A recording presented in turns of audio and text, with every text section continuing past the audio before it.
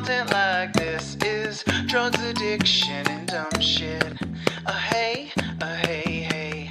Every day takes a little patience. Push on through, stay strong, Dopey Nation. Dumb shit like this makes us really miss Chris. Hey, toodles.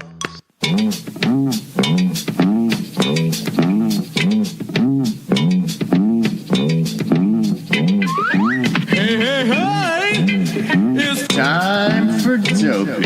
And I'm gonna sing a song for you. Dave Chris gonna show you And being a two. You'll have some fun now with me and all the gang. Learning from each other while we do our thing. Gonna have a good time. This is Dave and Chris coming at you with music and fun. And if you're not careful, you might learn something before it's done. Hey.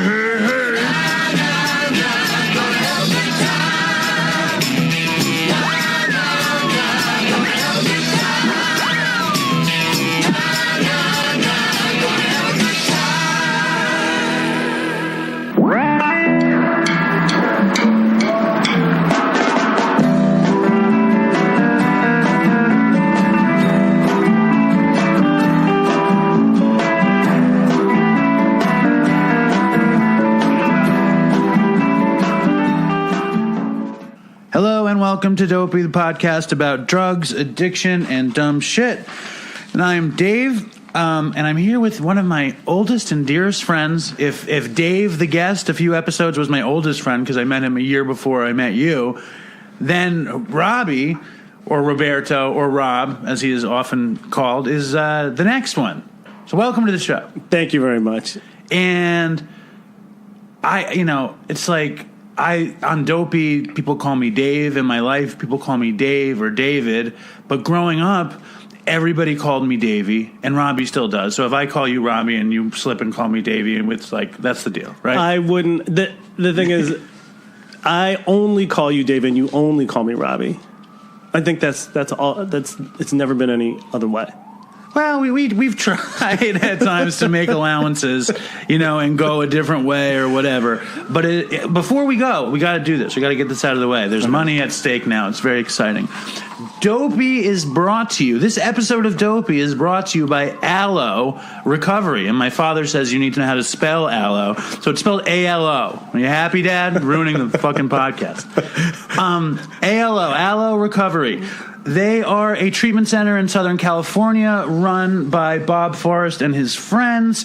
At Aloe, excellence matters. They provide high quality care, but that's not what makes them special. It's authenticity and genuineness, like Dopey, that give them the ability to reach the unreachable, and you can't fake that. When I talked to Evan, who is the guy who runs it, he was telling me that him and Bob wanted to make a treatment center that has respect for their clients. And I've been to a ton of treatments that didn't have any respect for their clients, so I think that's a really a great place to start. So if you have a problem, you should go to Aloe. Check them out. They could help you out.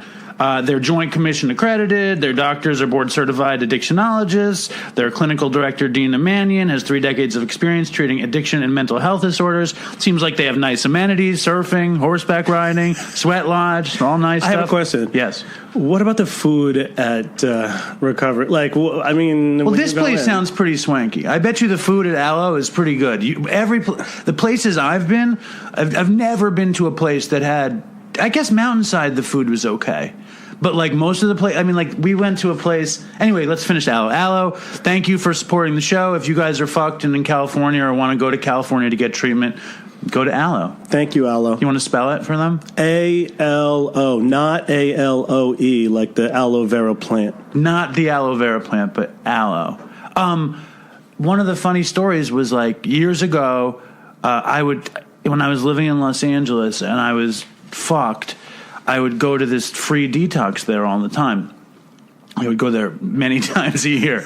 and the food there was just It was just terrible. I mean, it was really bad, but I could barely eat when I was detoxing, so I wasn't like concerned with it. That was another thing that I always think about. In rehabs, the best thing for me was I would go into the kitchen, and in the kitchen usually there's like a lot of options for cereal, and there's like coffee, and there's hot chocolate. So me being the notorious sweet tooth that I am, I would take like 4 packets of hot chocolate, dump it into a cup, make serious hot chocolate, and have a cereal or peanut butter and jelly, and peanut butter and jelly and hot chocolate in rehab was very, what's the word? It made me feel safe, It was very, but Todd went to a detox with me in LA, and he just smelled the cafeteria, and he's like, I'm leaving. He like left immediately. Because he decided it was because of the goulash that they served there, that it wasn't up to his high palate, his high taste. But so years ago, when me and Chris were doing the show, Robbie was going to call in, and we actually had him on the phone. But at the last second, you bailed out. Yeah. So what happened? I was literally doing work on I was making a shed out of found materials in the back of my friend's yard, and I had a hammer in my hand, and I was supposed to finish a shed that day. And also, I guess really, I take Adderall for my ADD, and I had this really big thing. I was like, oh God, I can't be on the show. I'm taking Adderall. And like I didn't tell you about it. Right. You told me about it later that day. Yeah, and I felt really bad, and I felt really guilty, and I was like, I can't be on the show because I'm actually, What about Todd though? He was on the show on heroin, and Chris, it turns out, was also, and Artie Lang, and the rest. So many people have been on the show high. Well, I don't. I mean, I take Adderall, but I'm prescribed Adderall, and I take it daily. I mean, there was a time in the beginning, and there was a time when I abused Adderall. When was that? Oh, it's terrible. It's terrible. When was that? I don't know. It's in the beginning when I was trying to actually start taking it. So this is a very interesting story about Davey and I. So About Davey, me? Davey, yeah, Okay. yeah. I thought you said Damien and I was like, who is that? Anyway, continue. Jesus, I'm sorry. So this goes back to this is how my ADD shows up, and Davey's totally ADD also. And I think if I took Adderall, I could take over the world. I feel like if I could get a fucking dose of Adderall, like there'd be no stone uncovered in my life. I would be like the guy in Limitless. I'd probably be the president. It's so true. Limitless is about Adderall. It's like I can't believe that they made a fucking movie about it. I'm very jealous that you get to take Adderall while I suffer in sobriety. Anyway, let me hear this. Okay, so here's the story. You think I'm ADD though? Yeah. Oh Jesus, I'm bad ADD.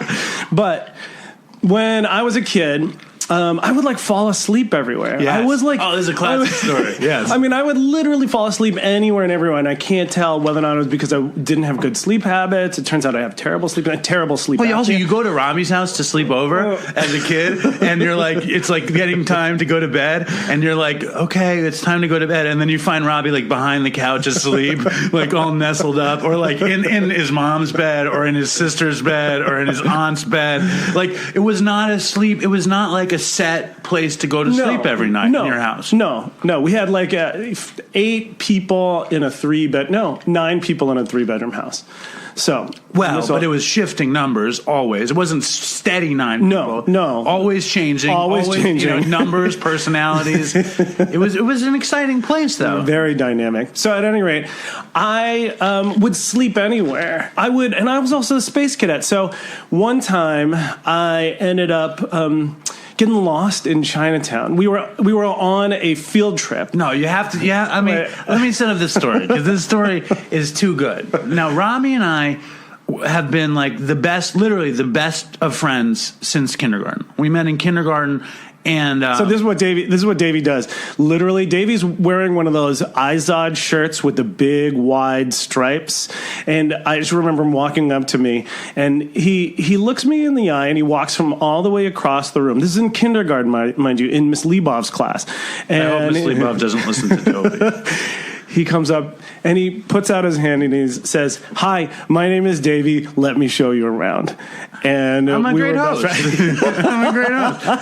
But we were like Siamese twins from then until we were like 13, basically, until puberty hit, and then we were like sibling rivals. Yes. But we were always close. I mean, even after that. But so Robbie and I like would just stick together in school and like always be partners. And so there walking buddies. And bus buddies. And bus this is buddies. where this story goes to. If we go on a field trip, you ride on the school bus and you need a bus buddy. And on that day, for some reason, somebody else said... I got paired with David Richter. Yeah, I hope David Richter doesn't listen to Dopey, too. Oh, God. But there's some... Should I not use last names? Yeah, don't use last names. It is terrible. Sorry. It's not bad. It's actually a good story. I don't remember who... Somebody asked me to do it, and I was like, okay. You know, like before I could say, let's do it with Robbie. And so I'm somebody else's bus buddy, and we go... Do you remember where we went?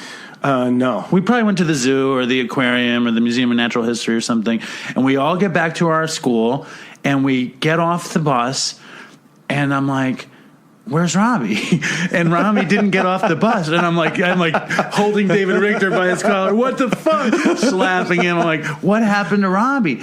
And then I'm like, to whoever the teacher was, where's Robbie? Where's Robbie? And everyone freaks out. Robbie didn't get off the bus because Robbie fell asleep on the bus. And they call up Robbie's parents. And they're, so how did that? What happened then? So I wake up. The bus is stopped. I'm in the middle of Chinatown. We go to school on the Upper East Side. You know, it was a long journey and traffic, you know. Like, it probably took a long time to get down there. Yeah, and I'm like rubbing my eyes. I'm starting to cry. I'm walking up to the, you know, like, we're in the middle of Chinatown. There's nobody around. It's like kind of like this weird part. And I'm walking up to the front of the bus, and like I start crying. Like the bus driver's like, "Where did you come from?" And then he had to start on his next route. And so my parents ended up chasing the bus around. Well, how did they? That's the piece I never understood. The story was always that your father chased the bus through Chinatown, but how did they? Like, there's no GPS. No. How did they know where the bus was? They had to call the bus company. And they were like, okay, well, he's going to this next spot. Yeah, and my mom yelled at the teachers because they were like, how could you lose my son? Oh, it's like... And so it's a classic story from our childhood. It's a classic Robbie Space Cadet But it's story. like I'm a total space cadet. I like literally stop when I'm thinking. I stop and look out, and it looks like I'm frozen. It looks like it looks like I'm nodding, except I'm like my head is up, and I'm like a statue. Well, you've always been like that too. So so I finally got diagnosed with ADHD. Who diagnosed you? I went to, You had been diagnosed by You've been diagnosed probably by every teacher you've ever had, and every parent, yourself. No one ever said anything. This is the irony: is that we are all, we grew up around educators. Davey's mom was a educator. Alan was an educator. My mom had said that I was ADD. After it came back that I was one of the worst students in our school. You and I were probably in the worst. Oh, we were the bottom of the barrel. And when Dave talks about how our group was, you and I were the worst of it. I graduated. There was only George L. graduated one below me, but he never went to class. He never went to class. I thought I did worse than you. No. You were 6 up above me. No way. Yeah. Well, I take a lot of pride in that. Yeah. My mom wanted me to leave our school and go to the neighborhood school because she thought I could dominate over there. But she didn't know how I would get dominated over there. You know what I mean? Because Robbie and I we got into a school when we were 4 years old. Robbie got in when he was 5. In 1980, Robbie and I met. And it's a school you get in when you're little and you stay until you're 17, grade. Until you graduate high school. So and along the way, a ton of super smart people come in. Yeah, they're Supreme Court justices who've graduated from this school. Big shots. Multimedia big shots. Yeah, it's bananas. It's and then fucking us. bananas. Yeah. So you get diagnosed with ADD, but had you been abusing Adderall before that happened? Yes, I did once, and I can't tell that story because I haven't told my wife that story. You gotta tell terrible. it. Just tell the story. Terrible. And I can't. This is part of the reason why I was so. You're scared what people would hear. Yes. Just tell. I will be honest. I will be honest. Okay, so. I can't believe that's Dopey exclusive. Robbie's gonna have to run and tell Annie when he gets out of here. Annie, I told this story, and she's gonna get pissed too. So I ended up for my wedding. I was crazed. First of all, I was totally crazy because I am a very of the moment human being, and my wife is a planner, and she planned for like a year to do this wedding, and we did a song about Robbie and Annie at the wedding, and the first line is Annie, she's super planning. Yeah, it's very true. I am not planning. No, Robbie's not planning. I live in the moment, but I was like, okay, my friends are here, and I love, I do. Here's the thing: is that this is another thing that I want to talk about. It's like I do like to drink, and we had gotten pot, and like all these, because weed is legal in Washington State. I don't think it was then, though. No, it was. No, it wasn't. It was. Are you sure? Yeah, I was newly sober for your wedding, and I didn't see anybody smoking weed. Like, I got lucky. I guess there was like planned to not smoke weed around me, but I got lucky. No one was smoking weed around you. It was very important, but nobody really smoked. Our group didn't smoke weed. No. Anyway, but so. Like, I wanted for my bachelor party to be able to smoke weed and drink and, do all this other stuff. Hey, I see the lie. The omission lie here. Well, no, and this is terrible. I asked one of my former students who, had been diagnosed with ADD. He wrote his college essays about it, and I gave him many recommendations. I love this guy, but your former student / drug dealer. Yes, and so he gave me both weed and Adderall. And so when you were going to party with the Adderall, yes, explain that to me, because I had Adderall in my possession, like on my last bad dope run.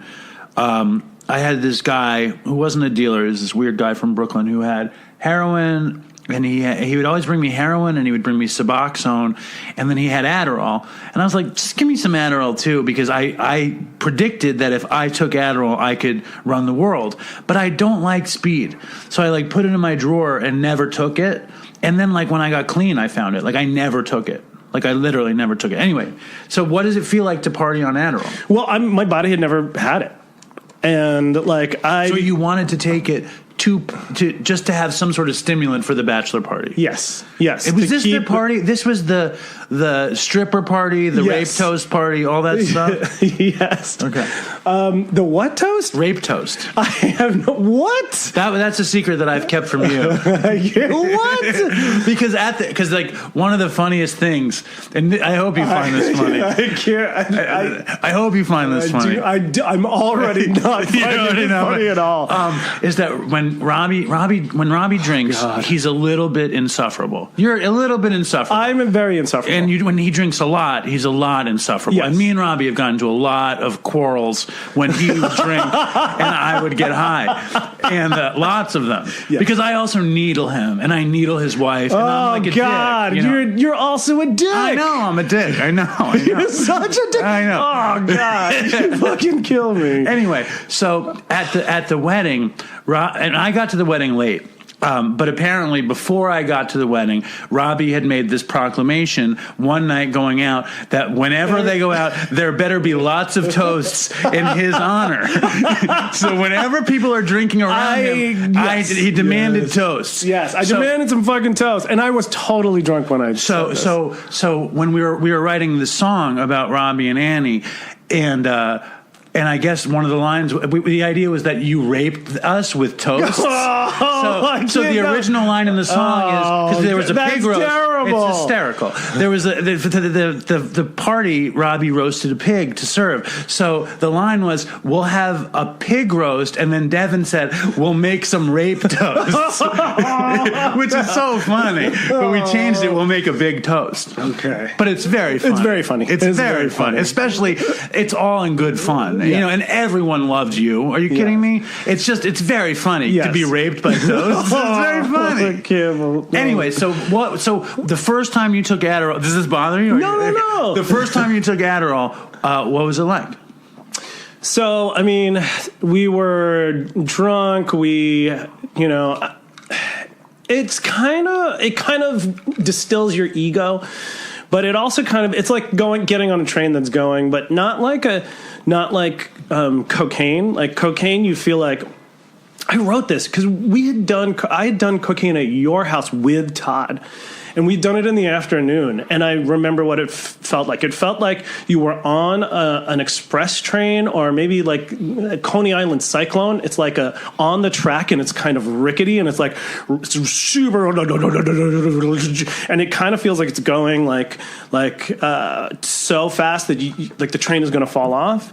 But when you are on Adderall, it's super like smooth, it's like a monorail, focused. Yeah, it's gliding, and you're going forward. So I'm going to finish some of this story, which is like, okay, well, I went to grad school to get my degree in creative writing, and it's still very hard for me to finish like anything. It took me 10 years to get my college degree because I had one, and it wasn't like a class. It was a fucking credit. It was one credit I was short. But there's psychological issues that were not ADD based. I am very touched. Well, what's the deep psychological? Severe mental illness. SMI. SMI. No, we're all SMI. We are all SMI. And I mean, that was a joke. In my own SMI is like, when I used to make fun of Chris and tell him he was SMI, it was like the funniest thing, because like I feel SMI all the time.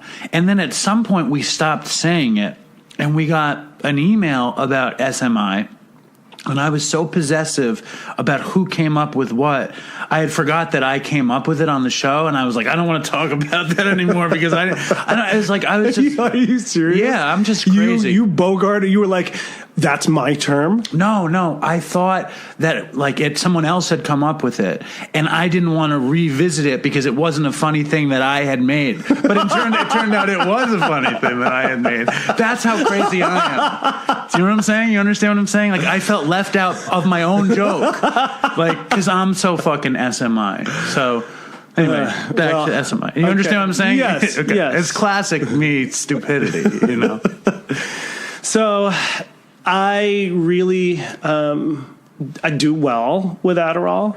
I mean, I feel very strange about it because so you took it abusively, yeah, and then how many did you get it often after that? No, actually, that was the only time I had it, and that's why it was so crazy. So if any of the people who were at my bachelor party and my wedding, if any of you are listening, this is the great confession. Yes, I apologize that night when we were visiting all the strip clubs, and I was so crazed with ego, and I was totally bridezilla. I was groomzilla. Yeah. You're very nervous. I was very nervous. It's scary stuff. And it was like lots of planning, and like lots of Annie people. had a year to plan, but I lived through things, and there was so much pressure, and so many people were saying, "Oh, just do what you want to do. Just this is your day." And they were saying the things that they would say to brides. They were saying, "Don't worry about it, just enjoy it." And I was, but my ego was like, I'm going to do and then when you put a drop of Adderall on that, it's like we stopped for food, but because I had the Adderall, I didn't need to eat, and so I ate half or like a few bites of a burrito in a like a restaurant, and then I literally threw it down, and I said, I want to go. Let's go. And I was a dick. I was the crazed, best piece, the best detail that I heard, besides the rape toast, which I couldn't get enough. I literally couldn't get enough of that joke. No. But the best detail that I heard, and I really could relate, to this detail, was that they decided to go to strip clubs that night. And when I say strip clubs, they decided to go to a strip club, but they went to the strip club, and we went to 4. We never went to strip clubs as young men or as kids or anything. We never did any of that stuff. We never. But so they went to the strip club, and I was like, oh, how was that? And they were like, well, we went to 4. And I was like, well, why did you go to 4? And he goes, and what I think Dave said, Dave was like, because Robbie didn't feel like the strippers fell in love with him and the other 3. And Robbie would go to the strip club, and he would look at the stripper in the eye, and the stripper wouldn't give him the love eye. And Robbie's like, we're out of here. We got to get to the next one. It's true. It's true. I want to be like, you go to a strip club because it's like, it's not real. But it's like a game. It's acting. It's total acting. And you want those strippers to act like they love you. I hear you. It's a show. Yeah, and it's a great show. It's fun. I can't believe I'm telling this. This is terrible. Why? No, this is great. What did you tell? What did you tell? Nothing. Dude, people call in and they're fucking shooting coke and killing people. Nobody called and said they killed people. But you took a little adderall and you wanted some strippers to fall in love with you. It's a total. Okay. It's a pretty innocent Dopey story, really, isn't it? Yeah. No, I think so. Yeah. To say the least. Yeah. Here, I want to switch gears for a second because whenever anybody comes on the show that knows me or knows any of us, I always want to Robbie never met Chris. But Robbie did spend a lot of time with Todd, and Todd loved you. Like, he always was like, he was so happy when you'd come around, and I don't know. Like, I feel like I didn't spend enough time with anybody after Todd died. I mean, Linda knew Todd really well, but I feel like it was such a loss. I don't even know why I'm bringing it up, but what did you think when you heard about that, the end, Todd dying? Well, I called you right away. I think I left a message or said I think I spoke to you. Yeah. So Todd was such a sweet, sweet guy. And he was so sweet and so lost. He was a sweet and noble fuck up. Yeah. And this really kind of beautiful fuck up, kind of you don't make beautiful fuck ups like Todd. So, and there was a beautiful way that you two worked together. So here's the thing: is that you could hear it in the way that Chris and Davey related to one another. Davey loves to partner with people. Davey deeply partners, in a deep way, like marriage, like partnership. And you could feel that with your relationship with Chris. That's how I do. I'm a collaborator. Yeah, so when Davey introduced himself to me in kindergarten, it was we were partnered for a very long time, up until probably around 11 or 12 or 13, somewhere in there. I would say 7th grade. Yeah. So, Todd was one of your deep life partners. And okay, so this was amazing. It's a very gay way to put it, but I'm with you. Let's say hetero life partners. Talk about this. So it's in a little apartment in Chelsea. So there's only one room. Was there even a bedroom? No, it was just one. There was room. A changing room, like a tiny room in the back. Yeah. And so it was just this one room. And Davey and I walk in. And Todd is there in his place underneath. He wasn't underneath the kitchen table. That's where he claimed he was going to live, was underneath the kitchen table. But he was hanging out. And Davey comes in and is like, Todd, what the fuck? I can't fucking believe this. I go home, I'm out there all day, and I'm working to bring home food for this house and money for this house, and you can't even fucking clean up. You're such a piece of shit. And then Todd would play the what do you mean? What do you mean clean up? Look what I did. I did the dishes.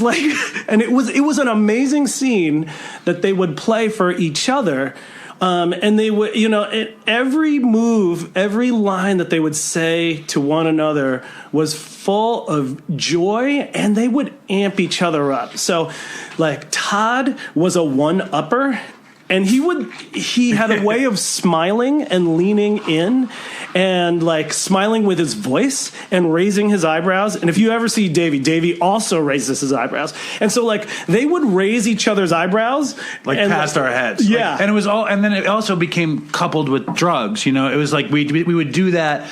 We had a million cues for, like, let's get drugs. You know what I mean? It was just looks. And then it was like we do these hand gestures like that were just like, because when it became heroin, it became like demented in the beginning, because it was like we weren't junkies. We were just like stoners who wanted to do dope.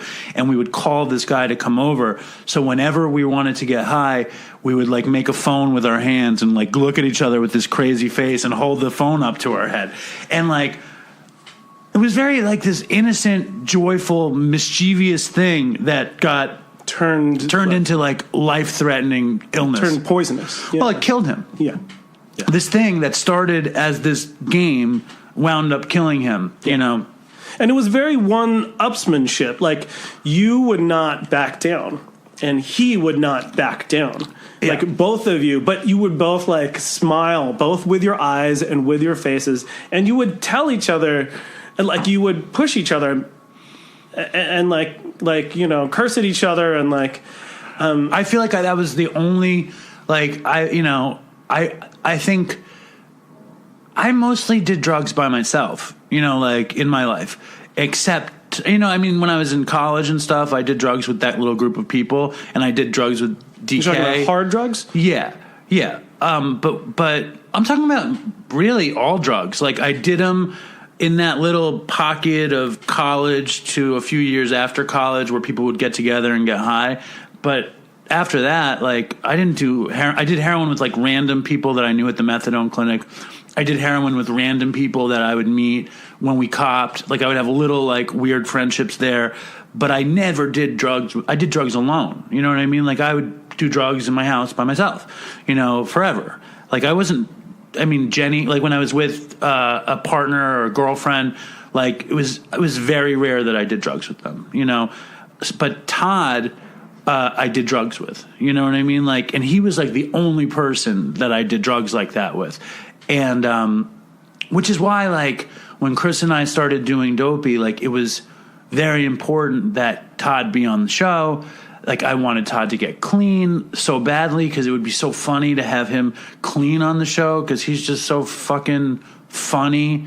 And, like, it never worked out. And so Todd was on the show high a bunch, you know what I mean? And then, he died before Chris did. And, like, there was just, like, and I don't know, a piece of me definitely died with Todd. Like, a piece of me definitely, when I heard that Todd died, like, I got angry, and then, like, an hour later, I was just hysterical in the backyard, and like, my daughter, like, saw me and, like, freaked her out. It's just, like, there was a piece of... your childhood? Yeah, it was, like, because Todd and I were just, like, I didn't have a friendship like that with anybody where I was willing to just really fuck everything up. You know what I mean? Like I was with him. Like, none of our friends were like that in the slightest, and I had no friends... Other friends. Todd was like a dumbass in a million ways. He did, like, shit so stupid, and it just appealed to me, like, his stupidity. It really, I found it so appealing. I really did, and I loved getting stupid with him, and I loved making fun of him for being an idiot too. But, like, he was, and he actually loved getting made fun of. He was hysterical though too. Like, the shit he would do was just fucking hysterical. But it's just interesting, like, you experienced it. You did coke with him. You got drunk with him a bunch of times. Robbie never was good with weed. Weed always made Robbie crazy. Weed is, like, there are certain drugs that are doorways, like Aldous Huxley says, but, like, even past, like, perception, but, like, doorways to other universes and shit. Yeah, when Robbie does drugs, those doors open up. Hold on. Before we go into any of them, I'm going to read an email. I'm going to do some dopey business because we'll never get to anything. Okay. I just know that's going to happen. All right. Here, you read it. We'll start with this one. Okay, this is on February 14th. Valentine's Day. So, hi, Dave. I just love your podcast. Like some of your other female listeners, my drug stories aren't very fun. Most of them just involve me acting like a complete scumbag to the people in my life. I guess there was a time when I did coke and ecstasy for 3 days straight while on antidepressants, so that I ended up becoming psychotic and having a drug-induced outburst at my school and in my doctoral program in front of my classmates and professors. After shouting crazy things at everybody, I ran out of the building, jumped in my car, and drove away. On my drive, I was so whacked out of my mind, I couldn't even manage to drive in a straight path on the interstate without getting lost. I thought people were trying to kill me, and I threw all my jewelry out the window because I heard voices coming through it. At one point, I thought, I'm speeding, I better slow down, only to look at my odometer and realize I was going like 30 miles per hour on the interstate. Thankfully, I ended up in a safe place that day with people who cared about me, because I eventually collapsed in convulsions and had to be rushed to the ER with serotonin syndrome. See, I told you my stories weren't fun. The good news is I did eventually get that doctorate. I know everyone gets different things out of your podcast, but what it gives me is an outlet to reminisce about all those days, because even though they may not make me proud, it still amounts to 20 years of my life. 20 years of abusing drugs and alcohol. 20 years that I have now that I now have to keep walled off from all the normal, well-adjusted people in my current circle. Right. I can't exactly talk about drugs with the other moms at my kids' school. No. But I can put on Dopey and feel like I am back with all the old characters from my past. I have a lot of shame, but you are slowly making me realize not to let it hold me back. That I don't have to crumple up the old me and throw it into the fire and permanently erase her from my memory, but rather to embrace my history as I move forward. So, thank you for that. Anyway, stay strong and stay dopey. And toodles. Look at that. Don't say who it says. What's his name? Aaron. Oh, you can say Aaron, yeah. So that's a fucking deep letter. Yeah. Beautiful letter. It's a beautiful letter. Robbie almost started crying. I could feel it happening. She's got it, she's got this great sensibility about releasing her shame.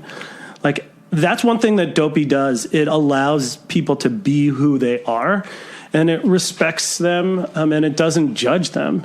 And I think that's a beautiful, beautiful, important thing. Well, when we started doing the show, the idea was like to do a funny podcast. Like, that was the idea. Like, nothing else mattered. Like, to me, like I loved the Howard Stern show. I loved Artie Lang on the Howard Stern show, and I knew that when Artie told drug stories, it was fucking funny, especially as an addict. Like, I just knew, like, because I knew what was happening. Like, I knew Artie had an opiate problem before he came out with it, because you could just hear it, and I had this feeling that if we had a show about drugs and drug stories, it would be funny. And Chris was like this major league storyteller. Like, Chris has like the dopiest stories ever. He also has this very undopey ability to remember things.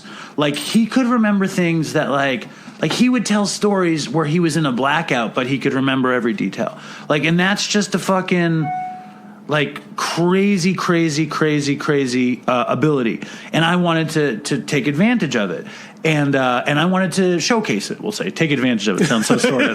Sounds terrible. I wanted to showcase it, and Chris was like major funny, major talent. But once we did a few episodes, I realized that what we were doing, like I said it on the show, was that being a drug addict, it reminds me of Harry Potter, that there are all these. You used to say this. There are all these wizards running around, and the Muggles don't know about it, and the Dopey Nation are all a bunch of wizards running around, and nobody knows about it. And that's what Aaron's thing says. It's like, we all did the dumbest shit and survived it. Who survived it? The people who didn't survive it, it's not funny. No. And the people who are still struggling out there, it's not funny. But for us, is that fucked up? I don't know. I feel like pangs of guilt when I talk about it, and it makes me think of Chris. But, like, that was the point. Like, Chris and I were in recovery, and we could laugh at the dumb shit we did because we had survived it, and we were trying to help the next person. And, like, that's what the Dopey Nation is about to me. You know what I mean? And then it's about somebody else who's struggling and hears that somebody like me who I loved getting high. Like, I loved getting high. I hated how I felt. Like, I was very insecure, overly anxious person. And, very quickly when I started smoking pot, I realized that was going to be an amazing medicine for me.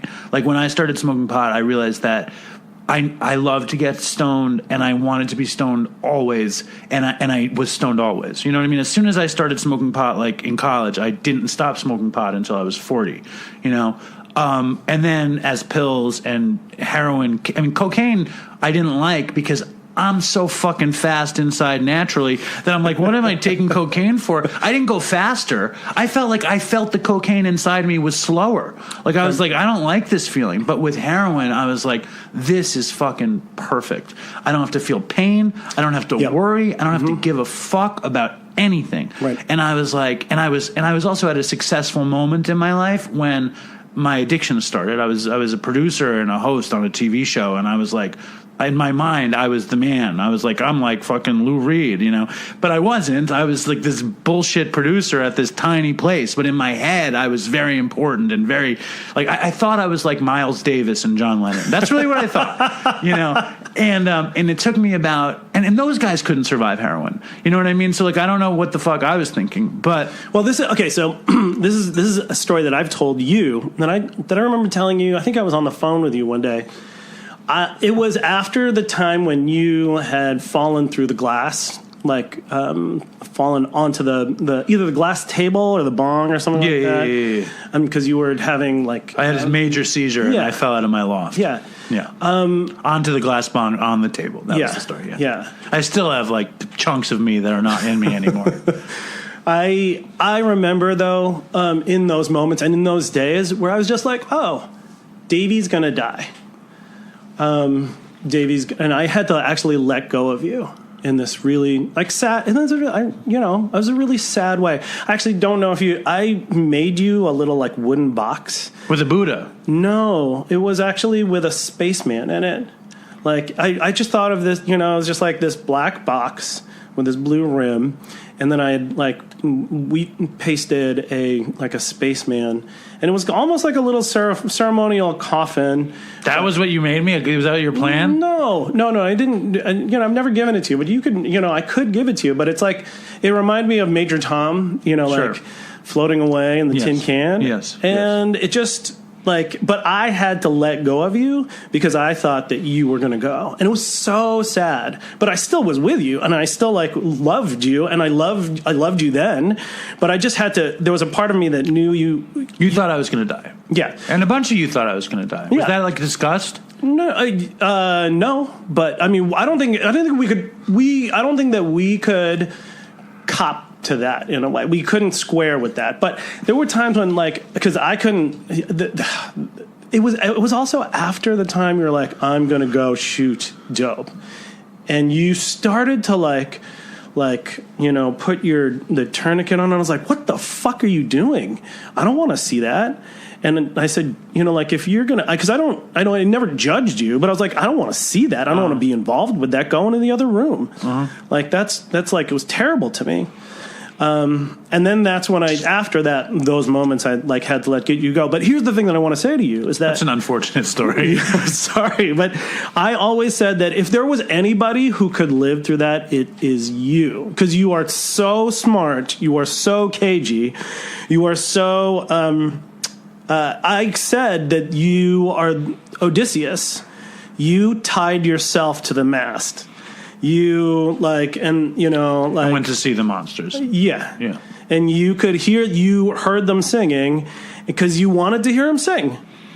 And you heard them sing, and then lesser people wouldn't even have known how to do that. But you did. I didn't know how to do it. And it's only just luck that I didn't get killed on the journey. It was only luck. It wasn't my caginess. You know what I mean? It wasn't like anybody's lack of caginess that kills them. You know what I mean? And it wasn't my caginess that saved me. It was I don't like to say it, but it was like beyond my ability to stay alive and not to die or whatever. Like when I made it out of it, like I was miserable. You know what I mean? When I made it out of all of that stuff, I was miserable for a long time, and I kept going back. I never got clean for very long. You know what I mean? Like when we would talk for a few days, and I'd be like, I'm back. You know what I mean? And I would want to talk to you and like reignite who I was actually supposed to be. You know what I mean? Like I went to a meeting the other day, and I shared about this. It's like when I was young, I did drugs, and I thought I was doing drugs to feel better. And I thought when I wasn't going to do drugs anymore, I would be deprived, of what I wanted to do. But it turns out that drugs really deprived me of myself. And I'm not deprived to not do drugs. Now I get myself, you know what I mean? But in that period, I was really scared of myself. I wasn't comfortable with myself and all that kind of stuff. So like now I get to be sober and I get to enjoy myself, you know what I mean? And I never could do that for a long time, and so like the point of the story from the beginning was that the idea of Dopey became, for anybody who's still struggling, is that you can get out of the struggle and enjoy yourself. Like that's possible. I was addicted to heroin for, I don't know, anywhere between 10 and 15 years, depending on how you really keep track of the time. And I didn't think I was ever going to be happy without it. And now I definitely am happier than I ever thought I could be. So that's my big sobriety message today. Well, I mean, here's another thing that you fucking work really hard. Like in your life, you are a fucking hard ass worker. You like nothing.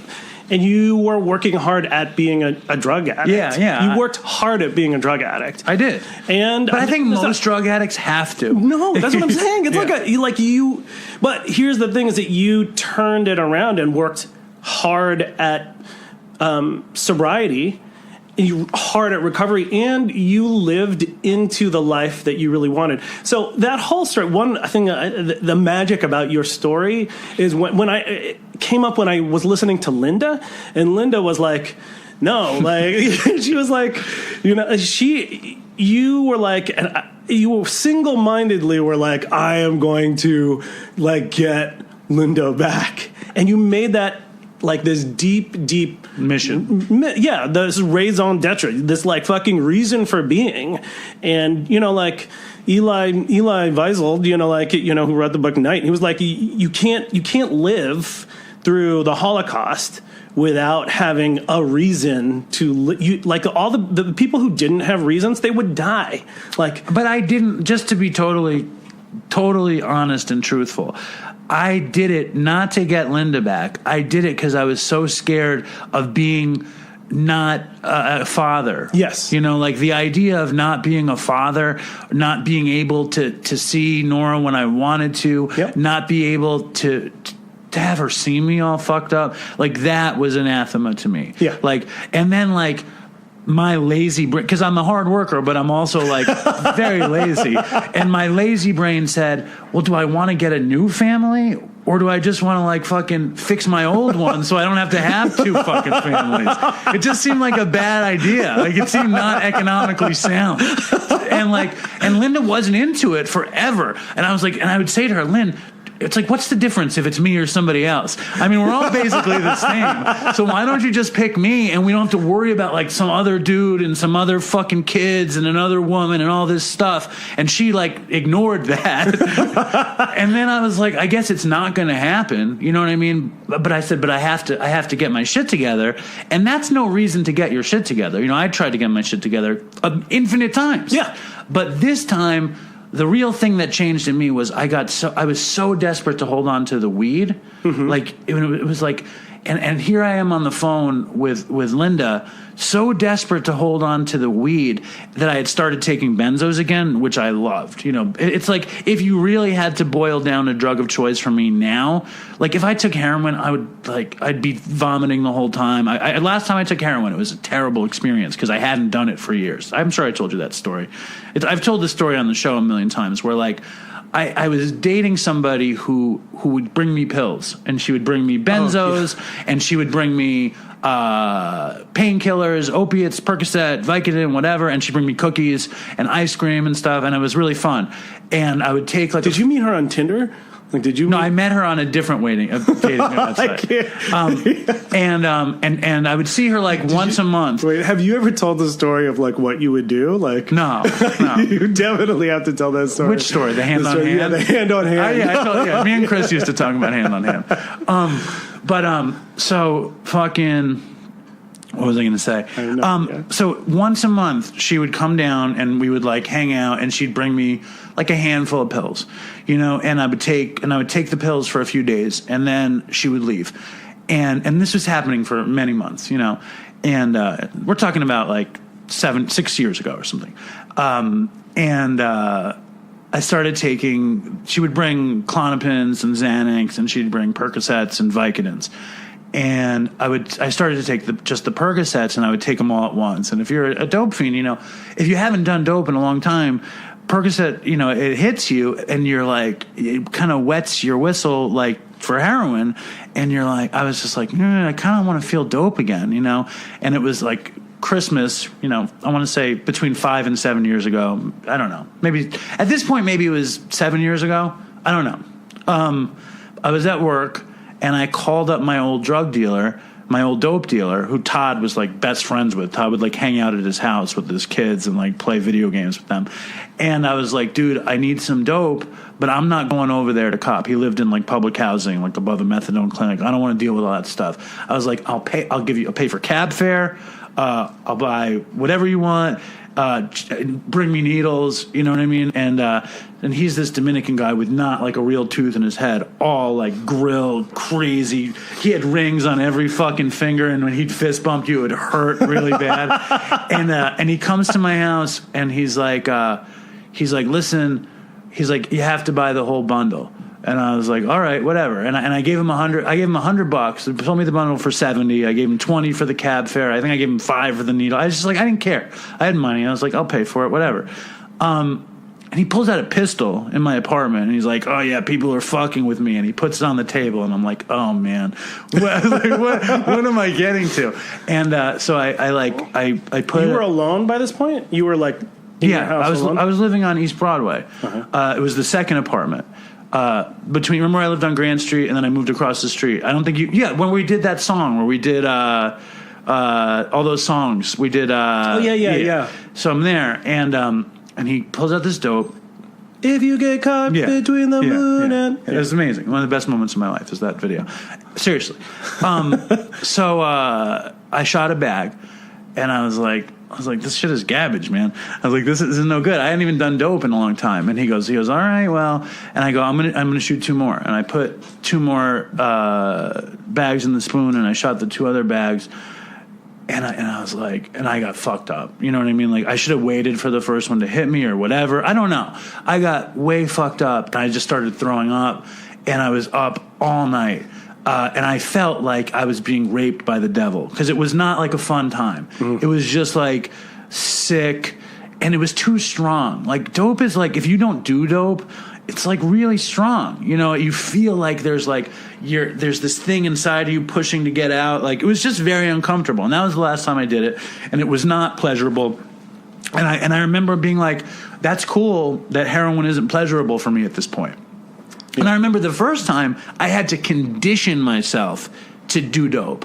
Like, I got nauseous on it, but it's like smoking cigarettes. I had to condition myself to like it. And what a crazy thing to condition yourself to like. Yeah.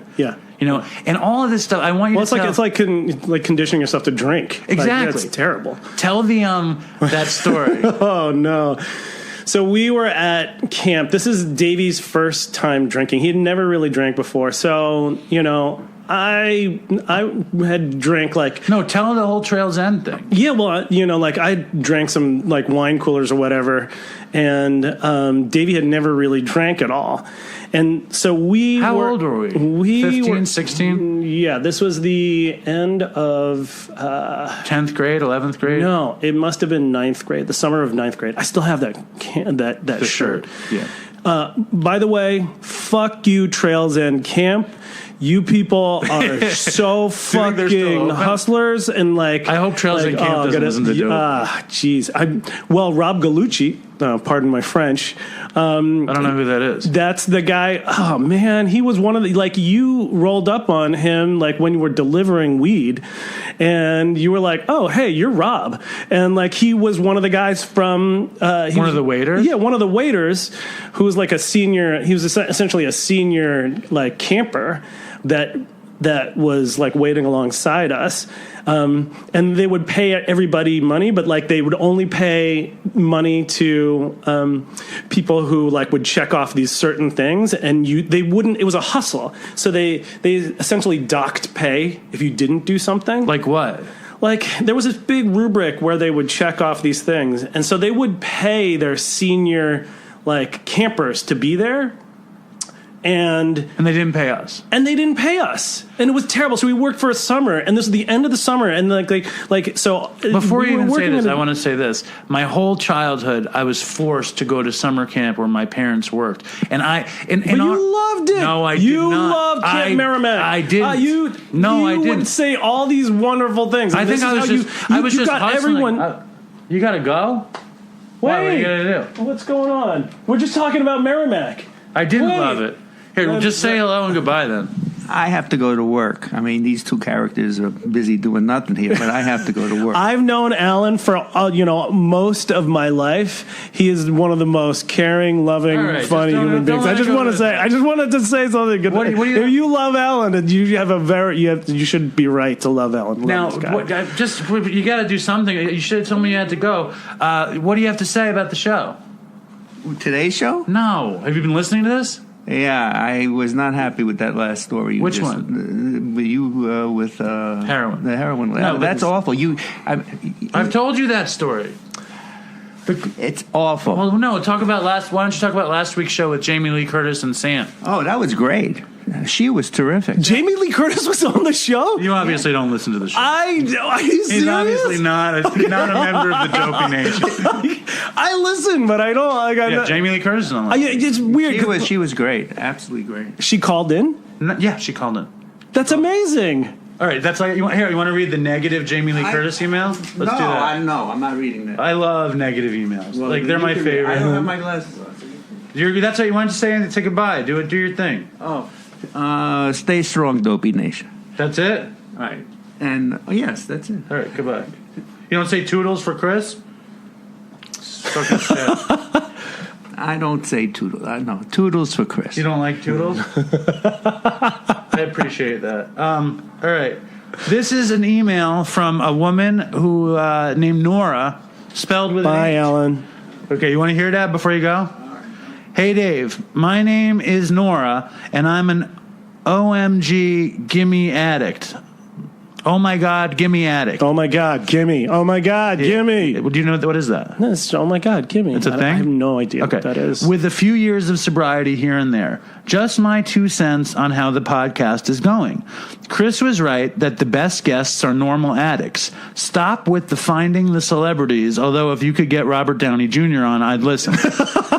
I can't even listen to the Jamie Lee Curtis episode. She's annoying and not hardcore or even real. That shit was an act. I love this. I'm sorry. I just love this kind of stuff. I also hate another guest you had. I think you lived in Panama with the prostitute story. I don't believe him either. I don't remember that one. But he was gross, even if it was a lie. Anyway, that's my feedback since you're always telling people to write in. I miss Chris and even Todd, and you're handling it so well. I've lost a few of my besties, and it almost killed me.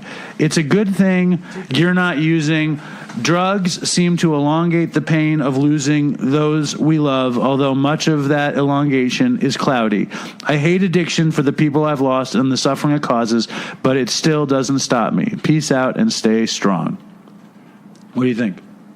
I guess everybody has their own opinions about things, right? I mean, that's where you can't know what people are going to like or not like, so you put on what you want to put on. Well, I just had to put Jamie Lee Curtis on because she's Jamie Lee Curtis, and that whole thing had happened years ago. And like people like Linda loved her story, you loved her story. I'm kind of on the fence on it. just because she wasn't like into like having a nice conversation, really, you know.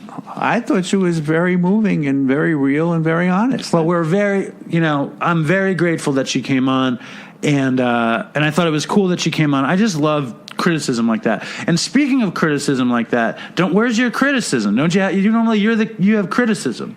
Well, I don't have any criticism because I gave it last week. What was your criticism last week? Oh, your sound, the sound quality. Poor Aurora is speaking to her phone, and you're trying to broadcast Aurora when it was so difficult to hear her.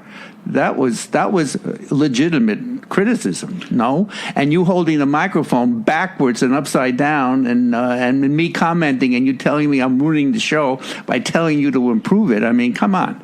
That's fair. That's fair. The sound with Aurora was a technical problem based on having a board that wasn't good enough. So what are you going to do? Anyway, go have a good day at work. All right. Goodbye. Okay. All right, my dad's gone. Thank God. But I want to get back to this camp thing, and I just want to say for the record, you can say whatever you want about camp. We'll say M. I didn't like it. In fact, I'll say this. I liked it until I was 4 or 5 years old. And then after that, I just very much, I mean, maybe until I was 12 or something. I don't know. But I was very much an outcast there. And it was the only, you know, in our life here in Manhattan, in our school, like I was cool. You know, I was like part of everything. I was like popular and liked. And at that camp, I was like the nerd that I actually was. You know what I mean? And like I was not athletic, and I was not like from Long Island, and I was a weirdo. And like that was the only place that reminded me that I wasn't cool and popular and stuff. Wow. You know what I'm saying? I never knew that. I thought you loved it. I mean, I grew up with the stories of you know, like in a sunfish, you know, like sailing off of the dock, like I liked all that stuff. I liked all that stuff. And as we got older, like I became more and more outcast. But I was outcast from the guys because I wasn't an athlete, and it was an athletics camp. Mm-hmm. And then when we hit like puberty, I just wasn't like one of the cool people then. You know, although I remember I did get some action. You remember that? No. I remember this well, and I shouldn't say this on the show, but I'm going to. I got my first hand job at that summer camp while we were watching Good Will Hunting. Or no, yeah, I think Good Will Hunting at the movies. No, is that possible? No, impossible, because Good Will Hunting came out when we were in like college. No, then it was one of those kinds of movies. Oh no, it was Dead Poets Society. Sorry, it was another Robin Williams movie. It was Dead Poets Society. Was that around the right time? Yes. And afterwards, I think in the movie theater, I called you to tell you that it happened. Like from a payphone? Yeah, from the payphone in the movie theater. I remember that. In New Hampshire. You're not going to believe what just happened. Anyway, yeah, it was not Good Will Hunting. I was 25 when that came out. We're going to tell the story about Trails End Camp? No, but so I just want to make it clear that I was outcast at Camp Merrimack. I'm sorry for all the Camp Merrimack people. You shouldn't listen to Dopey either.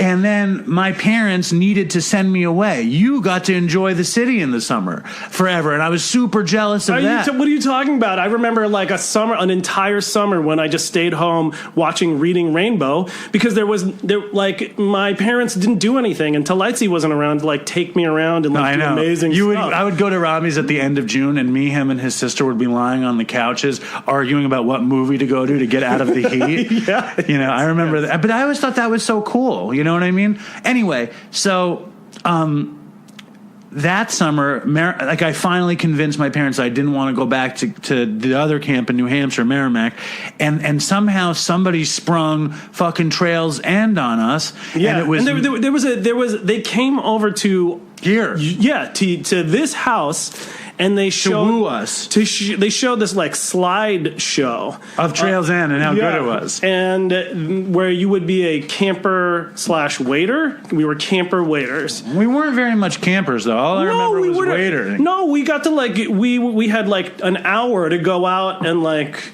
hang out by the dock, and then you had to go back to the pit. Like because there was 3 meals a day, and you had to serve them to all these like privileged kids. But do you remember this? You got to serve the little kids who liked you. I served the kids that were our age. Oh yeah, that was terrible. They hated us. It was the worst. No, those little kids loved you. No, they loved me. They would sing that like, our waiter is a slow waiter. Like my kids were like hot girls and guys who would like spit on me. It was like a fucking Rodney Dangerfield movie. Yeah, it was. I hated them. I hated them so much. Well, it was the most amazing thing. It was me, Robbie, this kid we grew up with, Matt, and this kid that I went to camp with, Danny. And the 4 of us shared a room, and like we turned on each other, and we each went in a different direction. Yeah. I don't know what Danny was doing. Danny was the most like everybody else. Danny was like close to being like them, but he was a weirdo too. Matt like spent his days in arts and crafts making boxes. No, wait, shut up. You made a box too. I know, I still have that box. And Robbie, I would lie on a hill by myself every day, and I would listen to Abbey Road over and over again by myself. Yeah. I would lie out there. We wouldn't even hang out. No, I was like so depressed, and Robbie turned violent that summer, and like we started to play hockey, and Robbie would Robbie finally found a way to get back at these people, and he didn't notice the puck or the stick. Oh no, I just wanted to fucking check these fucking kids, and they had to be careful of their fucking nose jobs. Like I remember checking this one guy so hard, and then like they were like, oh wait, watch out for his nose. Like it was great. And you were brutal. That's when that fucking annoying little prick. I hated this guy. I don't usually hate people, but I hated this little fucking guy. And I literally did not know how to play basketball. And so they put me on the court, and all I heard was, I literally didn't know how to play. So this guy was dribbling past me, and all I heard was you said, stop that guy, stop that guy. And you knocked him down. And so I ran up on him, and I pulled my arm back, and I shoved as hard as I could in the middle of his back, so he went flying underneath the hoop, because he didn't even notice me. Cause I didn't know. I kind of like thought it was like... It's like hockey. Yeah. You can put your hands on it. Yeah, right? No doubt. And then and then he's like, what? And everyone's like, ah! And they were like, what's going on? And he like pops back up as a little guy. He's a little fucking annoying guy. He was like, what's that annoying guy? The guy with the voice like, I don't remember anything. Thank God. I literally don't remember fucking thing. So he pops back up, and for some reason I look at him and I'm like, what? Like with my eyes, and I'm like, what are you gonna do? And I had, and then he's like, and he runs off. He struck me out in softball, That was his comeuppance. That was his comeuppance. But anyway, the point is that we were fucking hated, and the only people that kind of liked us were the English kitchen staff. Yeah, I love Jatinda. Do you remember him? And the Irish guy. Yeah, the Irish guy. I love the Irish guy. And they invited us to their end of the year party. At the end of the year, and like they invited just the freaky guys, which are us. Yeah, and we went, and we should have lived with them. We would have had a much better summer. But we wandered over there, and they were drinking, and that they had a bottle of Absolute. Like everybody, when you had a thing back in those days, the thing to have was a bottle of Absolute. And so here we are in the bunk, and like Davey's on the bottom bunk. And he's tipping back a bottle of Absolute. And like... they made screwdrivers. Because I remember... Oh, yeah, no, because you didn't like... You were like, I don't like this taste. And then, no, at the end you were tipping... Because I don't remember that. I totally blacked out. So, this is what happened. It's like... I was 15, 16... Yeah. And then you went up to me and you were like, Davey. I'm like, you're like, Robbie. Am I drunk enough? And I was like, no, get him drunker. And then like tipping it back. I like drank like the whole bottle. Like I like drank to the point of like. Yeah. And so you blacked out.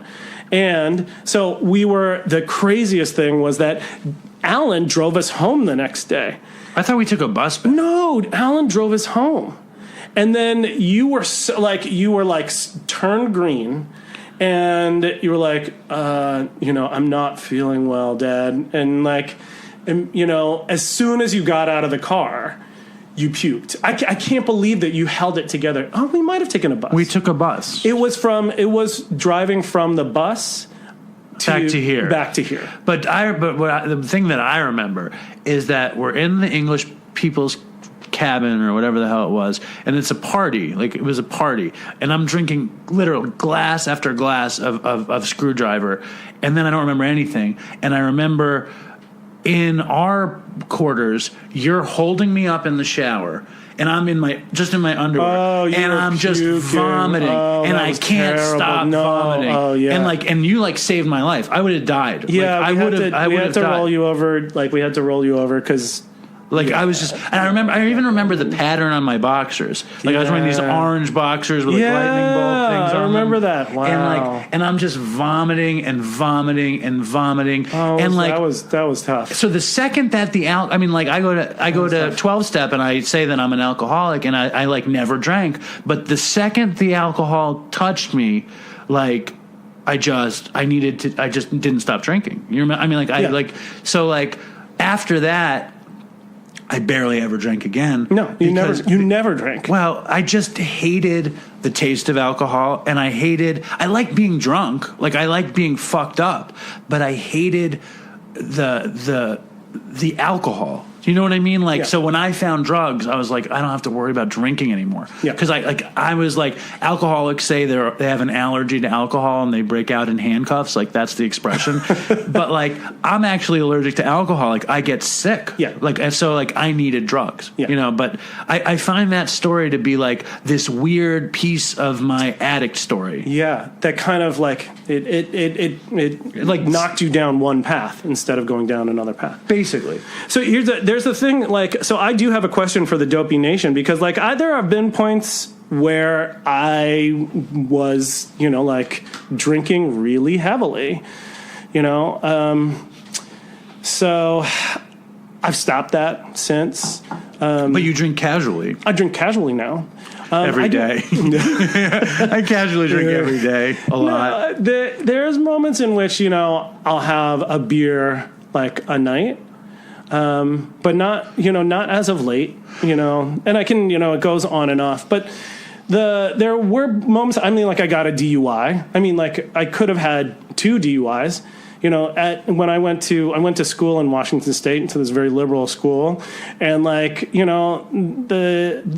people the cops were nice. I got pulled over and I had to touch my nose and everything. I had shots and everything. It could have gone that way, but they were like, all right, you're fine. You can actually do this thing and, walk the line and all that.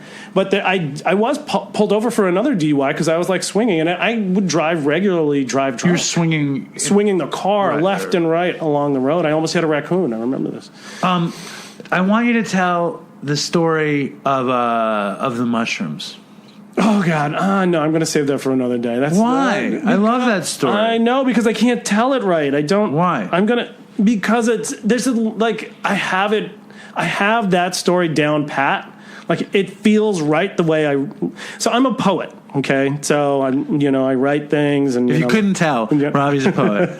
So, I like the way that I wrote it down. I'm going to call it in one day. Just telling you. I love to tell you the story in the way that I wrote it. I need to read this thing, because if I don't read it, I'm going to kill myself. Go. You're not going to kill yourself. I mean, not literally, but I put off this thing, and it's just really important. Go. I was at work the other day, okay? Uh-huh. And somebody comes up to me and they say, we have a package for you from UPS. And I'm like, for me? And I get all excited. So I go over there and I open the package up, and it's a pack of socks, Simpson socks, because I guess somebody had heard the show and they heard that I liked fancy socks, which I really do. And I'm wearing a pair of them right now. They're great. They're three-eyed fish socks. He gave me 12 pairs of socks. I'm not going to say the guy's last name. I found the note on the other side of the thing, and I read it at work. His name is Tony. So thank you, Tony, for the socks. I'm going to read this because it's a very emotional, crazy letter. Mm-hmm. To Dave. Hello. My name is Tony. I live in Anaheim, California. I'm writing you this letter because I listened to Dopey, the podcast about drugs, addiction, and dumb shtick. I wanted to let you know I love the podcast, and I've been listening for about 6 months now. The reason I am also writing is to let you know that I'm an alcoholic and that I've been struggling with sobriety for about a year now. I had managed to stay sober for a year and a half, but relapsed. Through my struggle, your podcast has kept me laughing on my long journeys to work and school and has been there for me when I felt alone. Yesterday, I found out my mother has colon cancer, and instead of thinking about myself, I finally thought about someone else. So now I'm going to get sober, not for me, but for my mother. I'm going to be the son I should have been years ago. I know your mother has passed away, unfortunately, and I was wondering if you could possibly speak on the podcast about it. Like, where were you in your recovery when you found out she was sick? How did you initially feel? That sort of stuff, if you feel comfortable talking about it. Anyway, thank you, and I hope you enjoy the socks. I heard the episode with Linda on how you wish you got fancy socks more often from your family. Stay strong for those of us. Stay strong for those of us who feel weak at times. Toodles for Chris. P.S. If you could let me know you got this. I didn't email this guy. Shit. Sorry, Tony. You're going to hear this on Friday. I'll write you today. If you could let me know you got the socks and letter, that would be great. I don't have Facebook, Twitter, or Instagram, but you can email me at this place, or you could text me here. And I didn't do that. So I apologize for not reaching out yet, but I am reading the thing on the show today. And as for, my experience around my mother's illness was, and I think I've talked about it on the show a few times, but I'll talk about it again because it's obviously very meaningful. I was on methadone and heroin and benzos and pot for a long time, in California, in Los Angeles. And I was kind of like on a permanent vacation away from my family and my life. And I was there, I think I was there in total 8 years, and 5 or 6 of them I was on methadone, and I was on a very high dose of methadone. I was on 150 milligrams, which is the highest dose they would give. And I was copping dope every day before I would go to the methadone clinic, and I was buying pills at the methadone clinic, and I always had the 3 things. Like and I always had weed. So I was always doing those 4 things every day. And I found out my mom had leukemia, and I kind of ignored it for a few months, maybe not. I remember finding out about it and kind of like being like, this isn't really going to happen, and just kind of kept on with my life. And then as the testing got more pronounced and they started to explore different potential treatments for her, I realized that it was actually happening and that it was real. And I also realized that there was no way that I could go home with this methadone habit. I was not going to transfer clinics. You know what I mean? Like that, I wasn't going to do that. I thought I had lost my life to methadone. It's very rare that people get out of methadone at all. And I had to go home. You know what I mean? I had to go home and see my mother before she died. I had to live at home and be as a part of my mother's life as I could before she died. And I didn't know that I could give up drugs, but I knew I had to get off methadone. That was my plan. So I started talking to my girlfriend, like, we have to go back to the East Coast.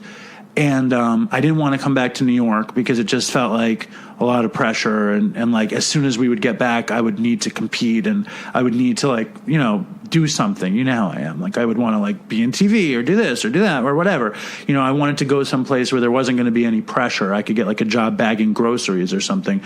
So we moved to Vermont. We moved to Burlington because my parents have a house upstate and it's close to Vermont.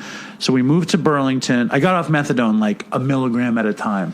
Whatever the slowest wean was. It took me a year to get off methadone, and I went to treatment on 30 milligrams of methadone, and I detoxed off the rest. And then I did dope one more time, before I wound up relapsing again on heavy dope for years.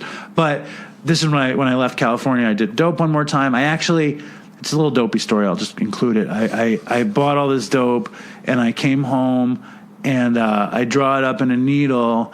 And it was an old needle because they weren't selling needles in the pharmacies there, and I wasn't a regular at the needle exchange, and I had all these old needles that I kept in a lunchbox that I don't know why I had it, but I had it, and I went to shoot the dope, and the needle was so old it got all clogged up, and it wouldn't let me shoot it, and I'm sure a lot of you guys out there have had this happen, and I got super mad, and I didn't have any more needles, and I hadn't done dope in a week or so I broke the the whole thing off, the whole front. I like took my teeth and I broke the whole front of the syringe off, and I just shot it up my nose, and I got really high, and we were packing to move to Burlington. I was just watching Lost, ironically. Anyway, so I moved to Burlington, and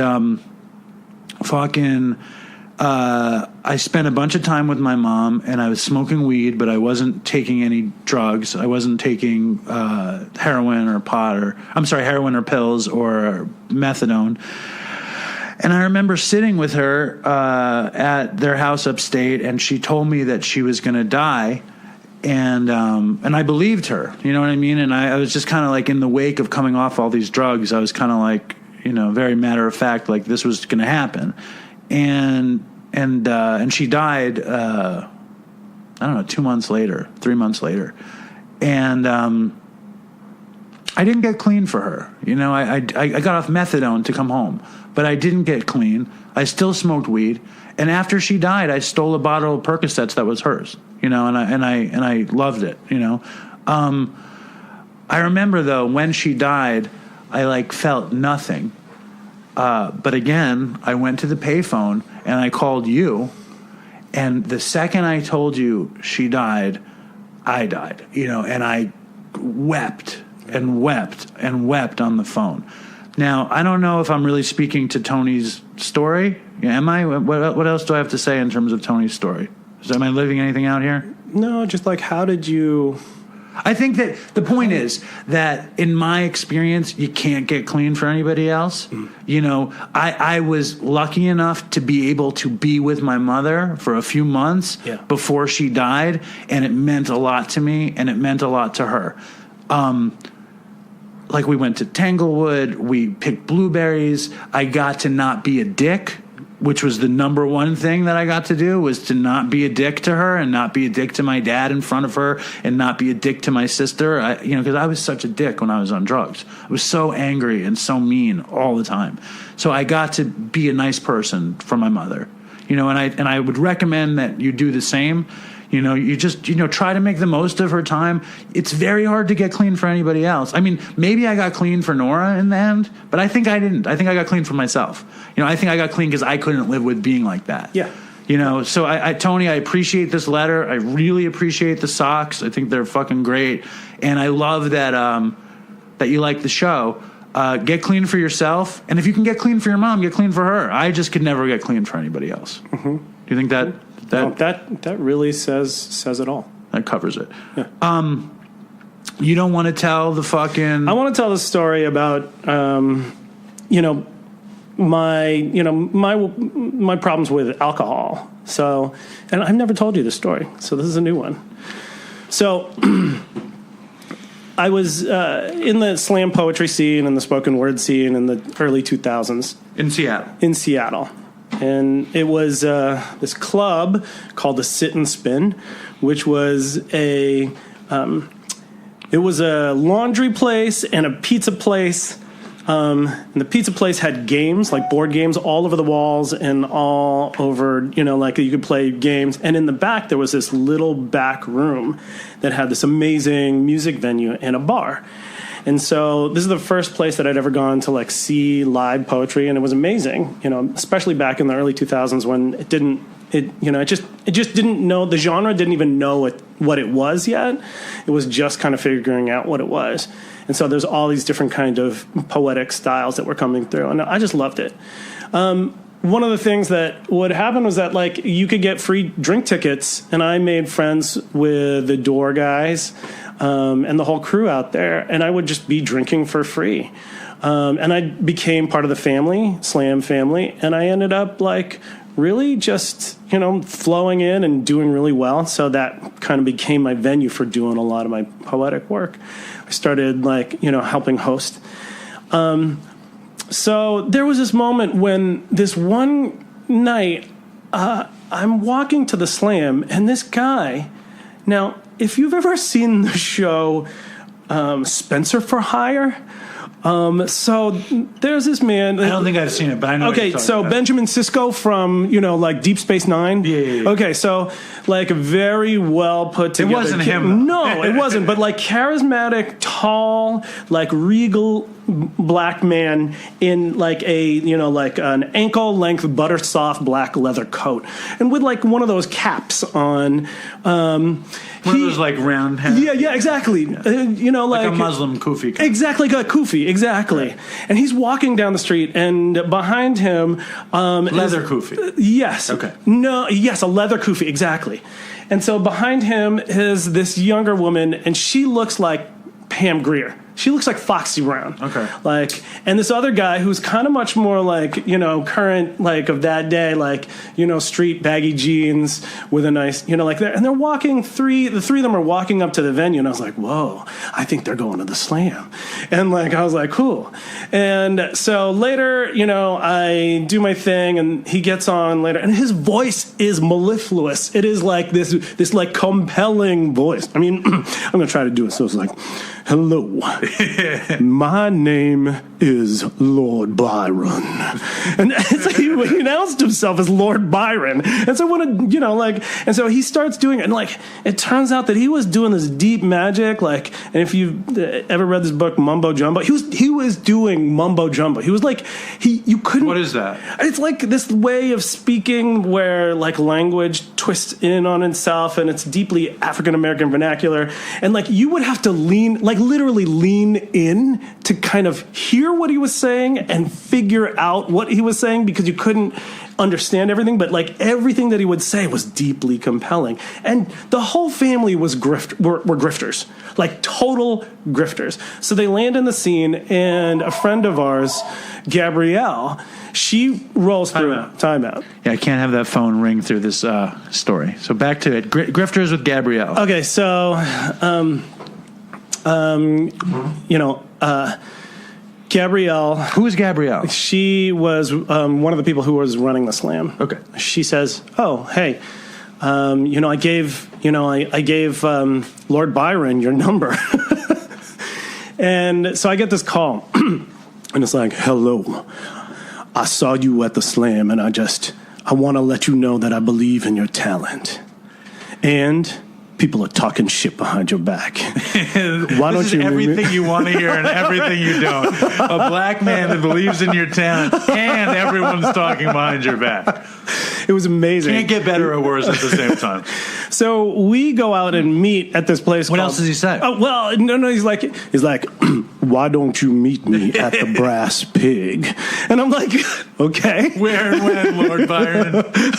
So I go and I go downtown and I try to meet him at the Brass Pig, and he's not there, and I'm like, okay, whatever. You also have a tradition of having black men with cool names in your life, because there's also Will He Survive in your life. Oh my God, you should talk to Willie. You should Will He Survive? Amazing name. You should talk to. And now it's Will. It's because he definitely will survive. Anyway, back to Lord Byron. I'm sorry. So Lord Byron then called, I apologize for not meeting you at the Brass Pig, but I have a proposition for you. And I'm like, okay. And he's like, meet me at the Canterbury Tales. Which is this bar. And so we meet at the Canterbury Tales, and then we end up playing chess, and so I win on the first round, and then he schools me the next two rounds. He hustled you. Yeah, he hustles me. And it's there's that little bit of a win, and then neg. So this guy knows his things. That's what he did to me in the first line. He was I believe in your talent. And then and he starts talking to me about how he really does, he thinks my work is great, and you should be running that place and all this stuff. And that, well, some people say, and I believe this too, that you drink too much. And he started actually just talking to me straight about my drinking, and at that point I was drinking a lot. I was also working in the restaurant industry, and you drink all the time. And like most, I didn't know it back then, but for sure, most people who work in bars are alcoholics, and so many in restaurants, and like you end up blowing lots of off drugs steam. and alcohol in restaurants. Yes, Yeah. and so we ended up like leaving it there, and I was like, whoa, I never knew. And it turns out that people had been telling me, like some of my best friends in the slam were like, hey, and they were like, telling me about maybe you shouldn't drink as much. And none of it got through until like Lord Byron steps out of, a book and like says, this is the deal. And I was like, whoa, okay. So I get this call later and he's like, now, Roberto, let me ask you, if I said the words Lebanon, what would that mean to you? And I'm like, well, I don't know. What about blonde? Lebanon blonde. And I'm like, I don't know. Like, and he's, what about shit? And I'm like, He's trying to get you to say, oh, blonde Lebanese hash. I love that stuff. And then he's like, what about hashish? And I'm like, oh, you mean hash? And I'm like, yeah, sure. And like, meanwhile, I don't really do drugs, like not in that way.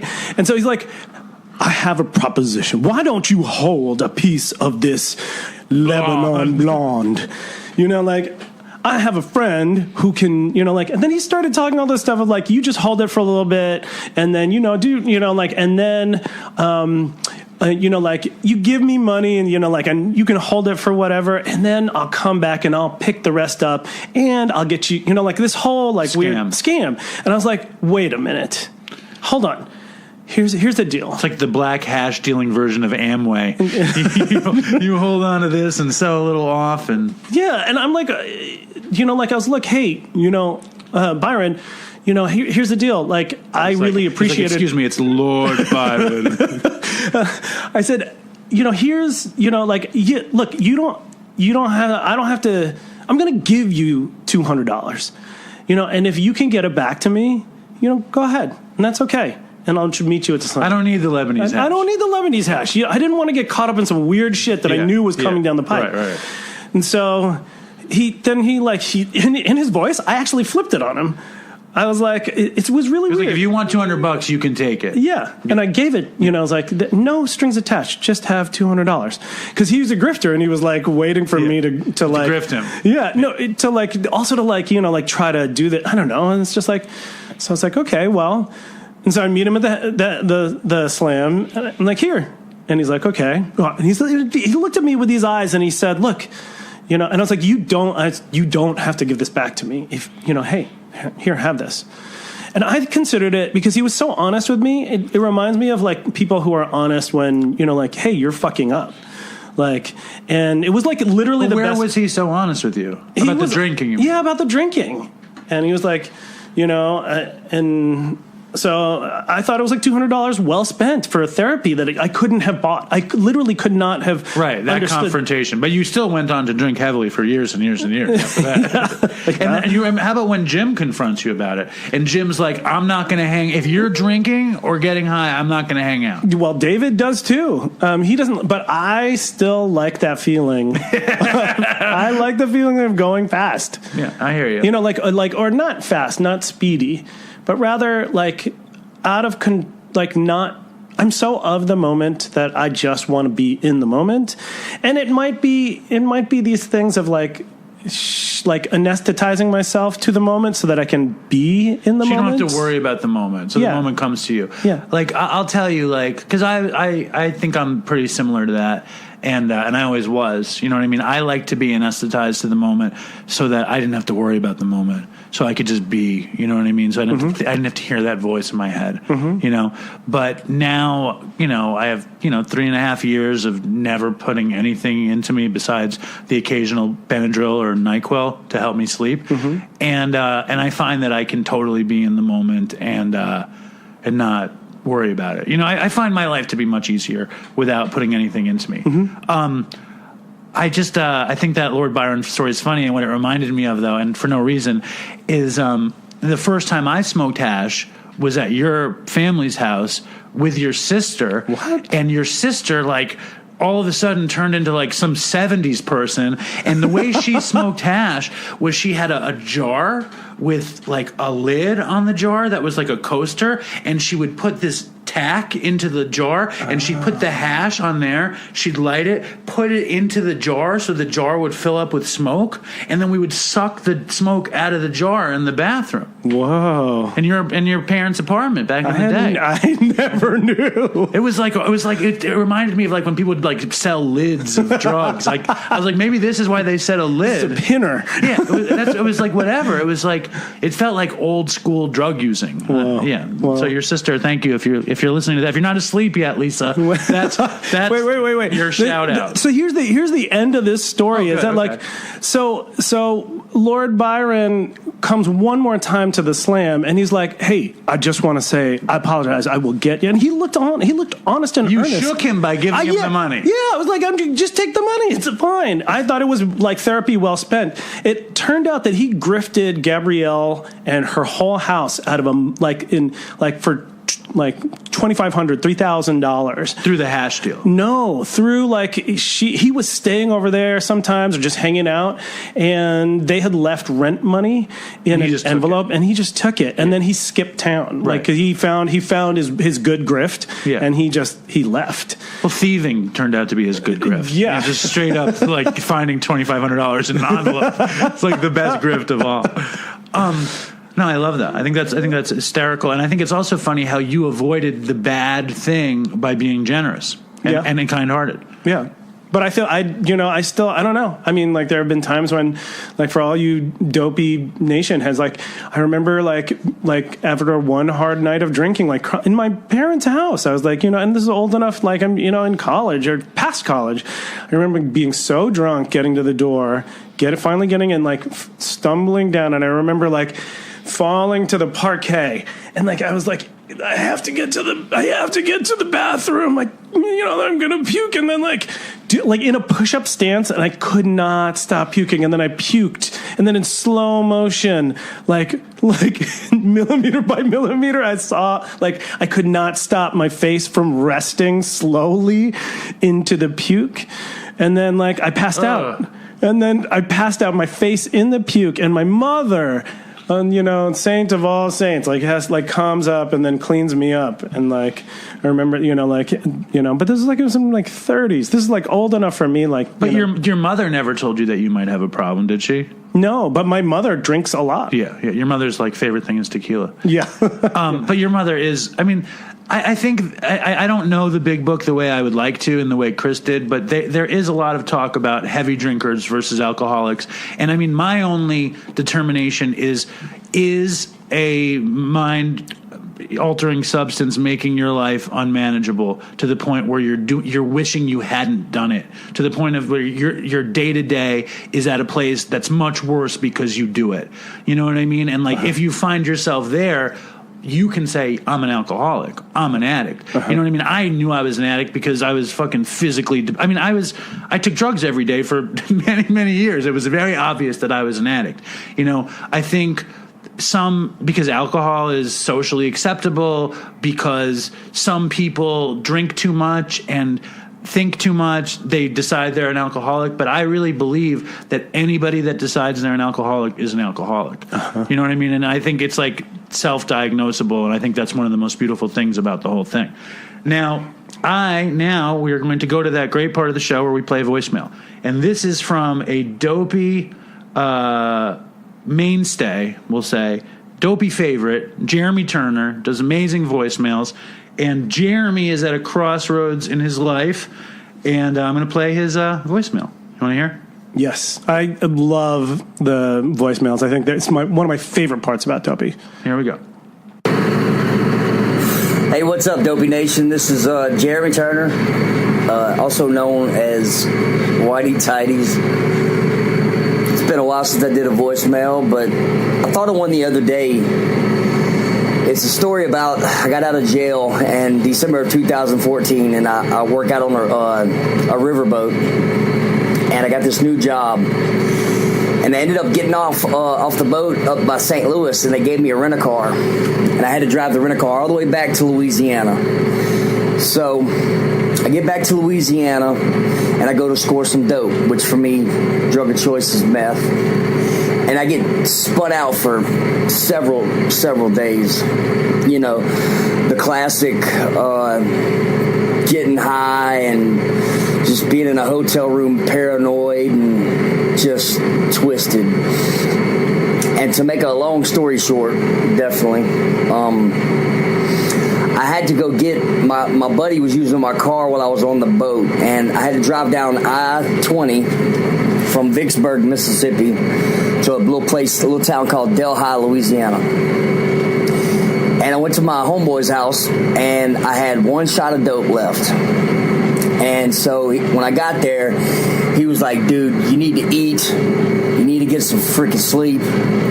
And he was definitely right. So I drank a few Miller Lights, and I made this jailhouse concoction. It was like ramen noodles, Vienna sausage with a little bit of tomato sauce. It was like jailhouse fucking spaghetti.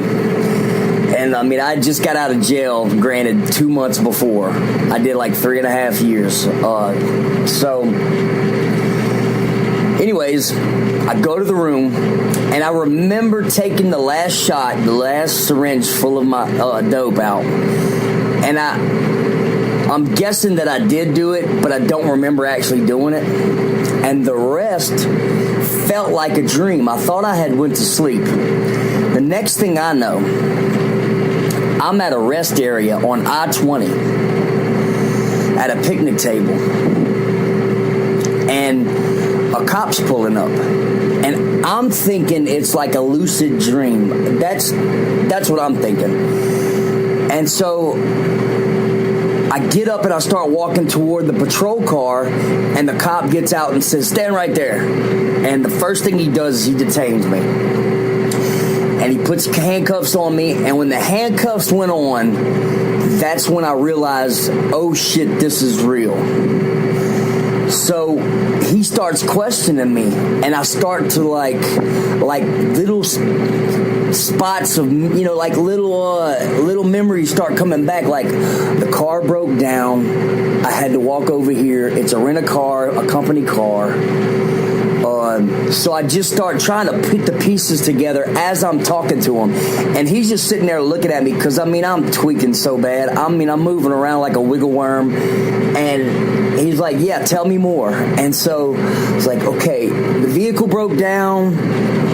And I was here to use somebody's phone because my phone fell in the water, and I'm just giving him every excuse in the book. And so he tells me, he said, why did you leave the vehicle in the road? I'm like, no, I didn't leave the vehicle in the road. And he tells me, he said, yeah, you did. He said, it's 3 o'clock in the morning. You didn't even have any flashers on, and you left it in the right lane.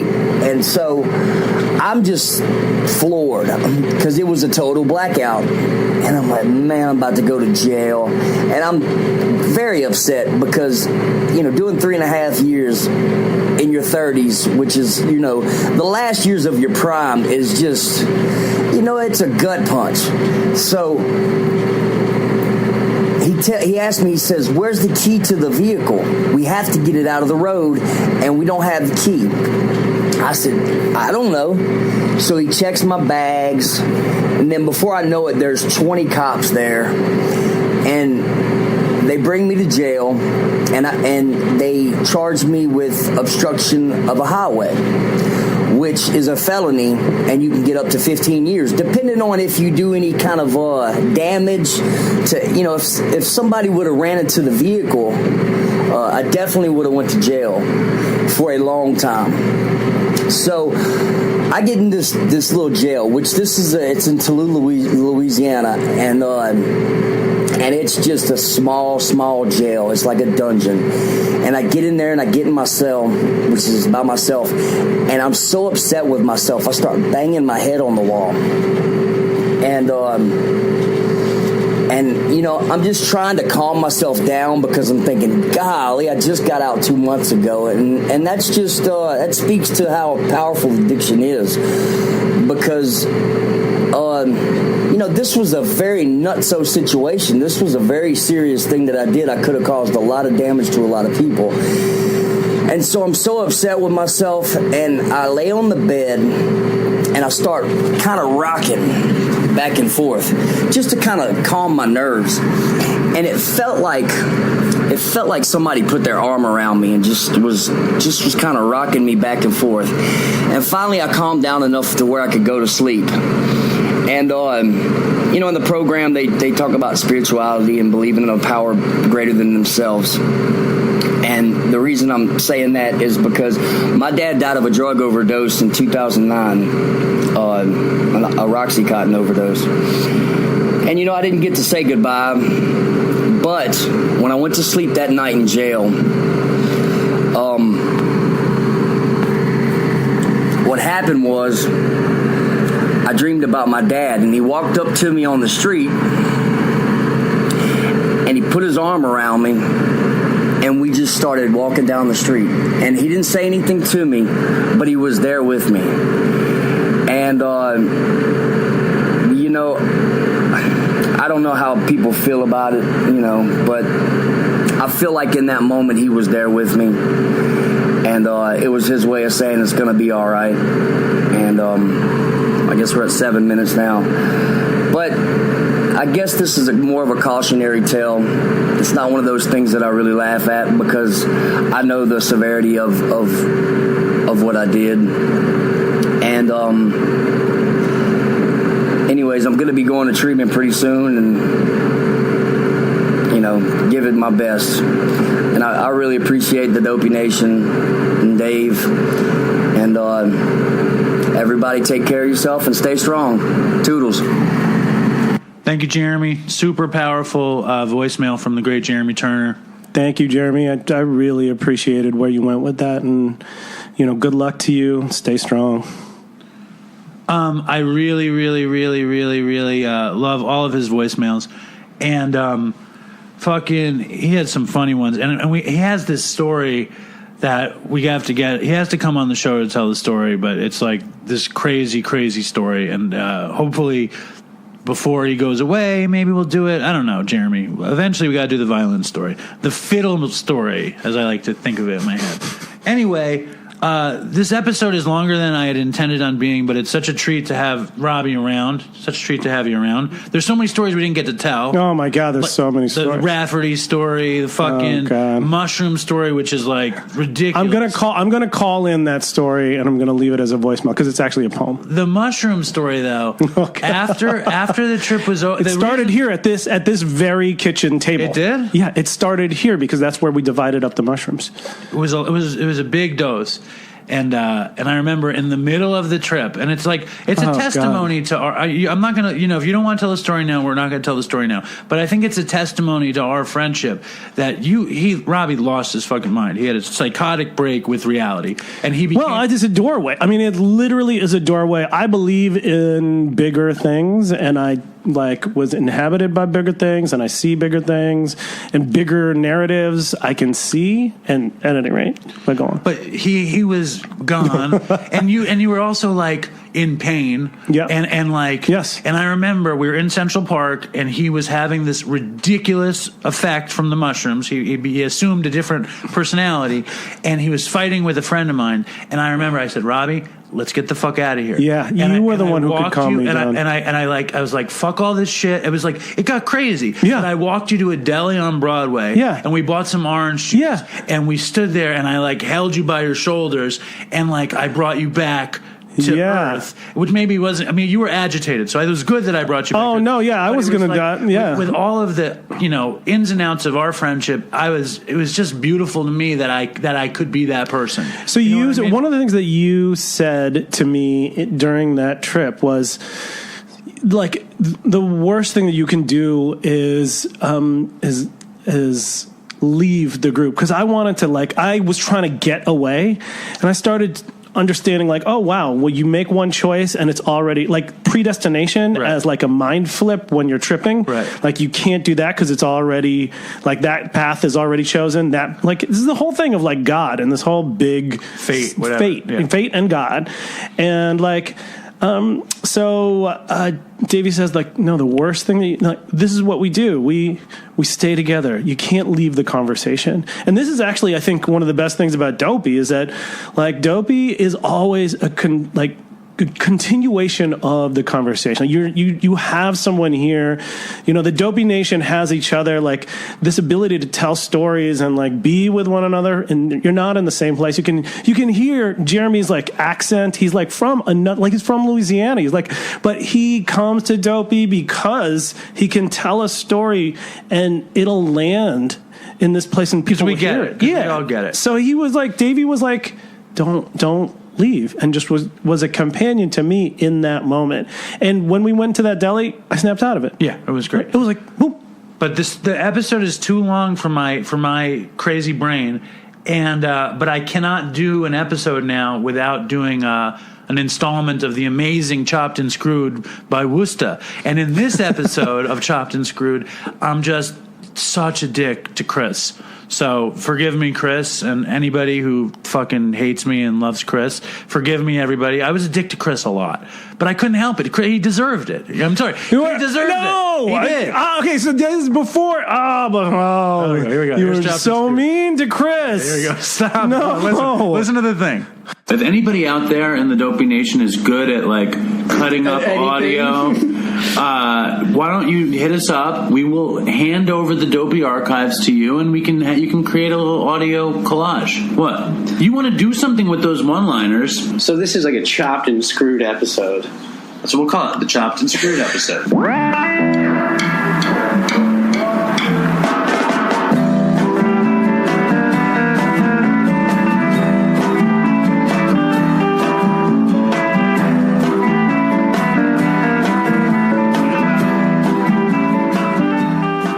Dave, please continue to interrogate, berate, and belittle Chris at every opportunity. It is my favorite element of the show. I've made a decision that I am not going to be mean-spirited towards you anymore. Dude, the show will suck. Chris had been away a long time, and I really missed him until I saw him again. Dave has told me on multiple occasions that he listened to Dopey and he realizes that he needs to be meaner to me. I'm not mean to you. Yeah. I don't think I'm nearly mean enough to you. I allow you to feel something. You're a conduit for feeling. Listen, you seem deranged and confused, and this is me trying to be nice to you. Chris, what are you afraid of? I'm afraid of you and your bullying. No, you're not. You're a pussy. You're not afraid of me. You push me around. You deserve it. You call me out on stuff because I'm phony in a lot of ways. Look at And I own this. it. We're having a breakthrough right here. And I own it. I love you, and I appreciate you, and I think you do a heck of a good job on the show. Well, thank you. Because obviously you don't do a good job on anything else. Okay, so what's on the agenda, man? Dude, what are you? You're staring off into space. I'm ready. I'm thinking. You're not looking at me. We're just chilling. Okay. Why can't you just chill and let it flow, homie? All right. You got problems.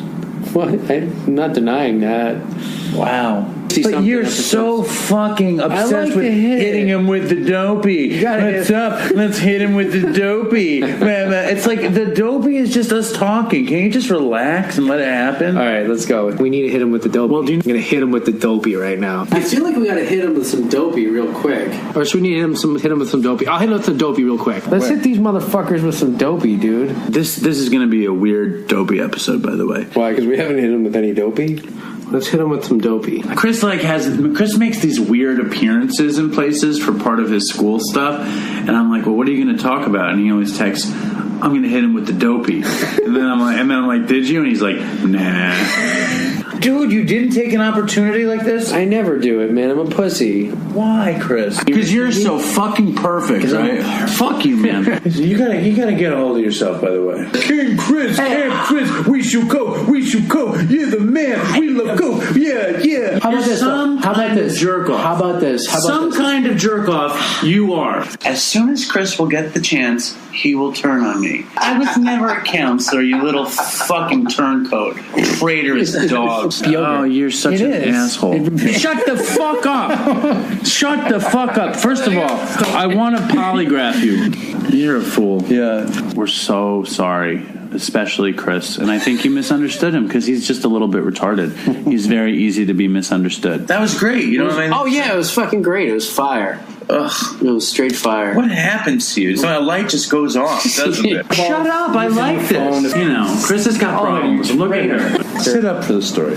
You got no energy. I was like, my life's so sad. I'm tragic. Oh, your life is sad. Chris is much smarter than me. I hate to admit it. I don't really think it. What are you doing? I'm just talking. God help me. With some traces. Okay, just calm down. You're an idiot. His eyes are kind of glazed over. It reminds me of talking to you, and he's like, you are a loveless, sociopathic cocksucker. Suck a dick. All right, so write us a review. Are you okay? Bong, boom. What's wrong with you? What do you mean? Are you okay? I'm good. What's wrong with you? Just who cares? What the fuck do you care? What's wrong with you? Do you feel okay? Honestly. I'm good. Yeah, I'm good. How often do you text me, are you okay? I'm concerned. You do it like every 5 minutes.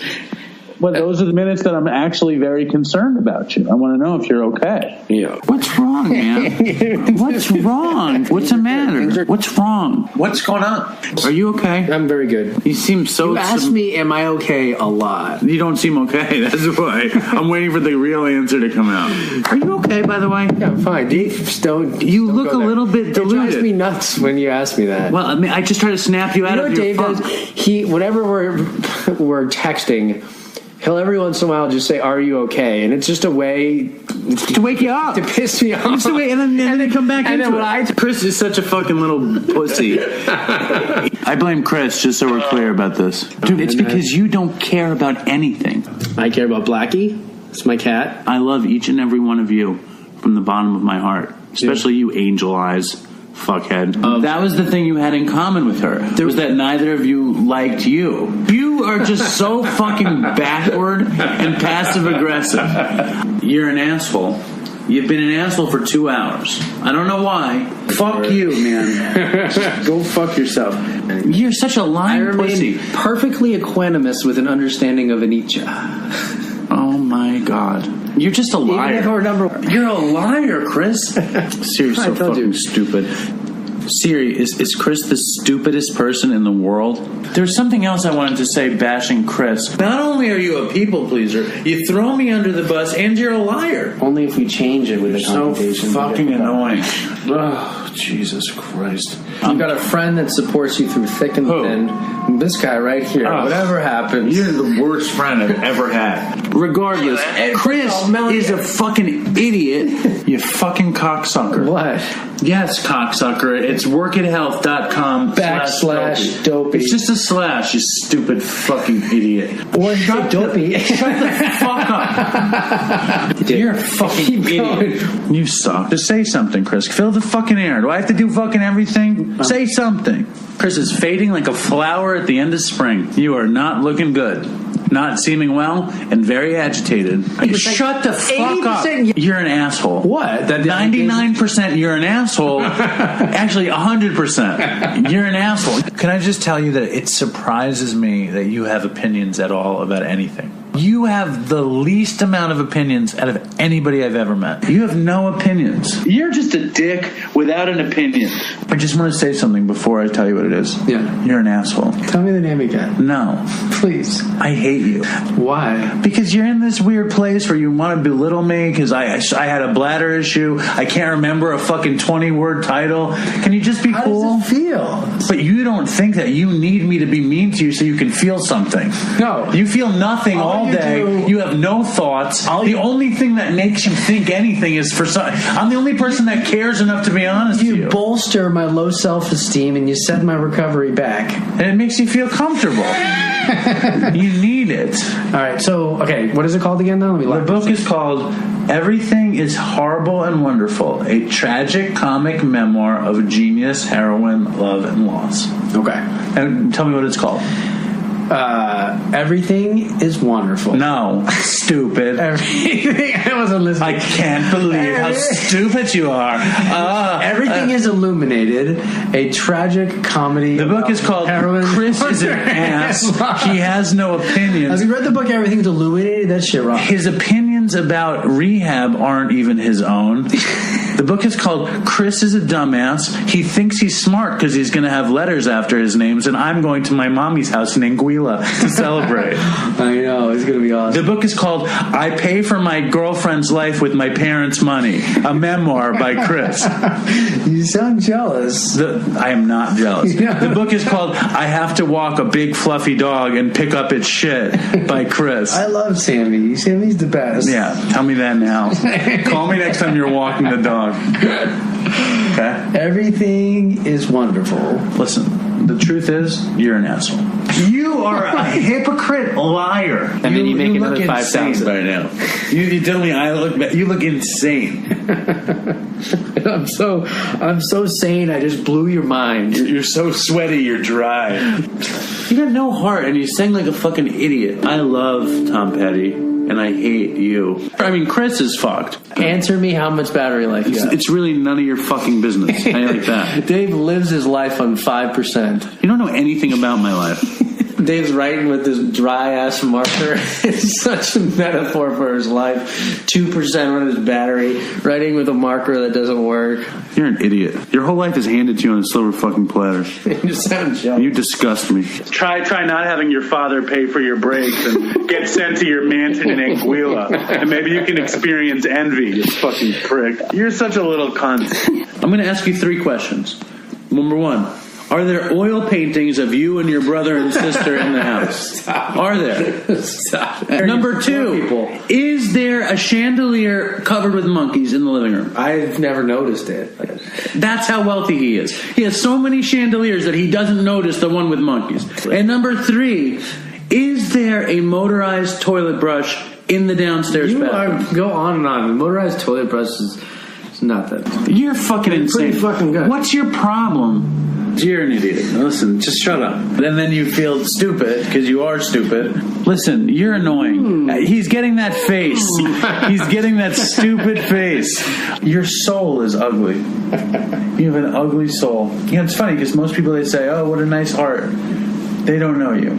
Yeah. Right now, Chris is playing catch with a piece of dust by himself as he's talking about smart and dumb dogs. It's like so sad. The whole thing, it rocks my whole world. I don't give a fuck about Twitter. I don't even know what's going on over there. You're such a self-centered piece of shit. It's my whole life. Send us an email. It's my whole life. And first and what are you doing? How about a fucking voice memo that's like 5 to 7 minutes? Shut up. You make me sick.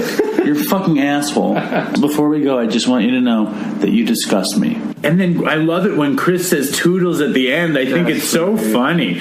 Don't say toodles. I don't like it. Toodles.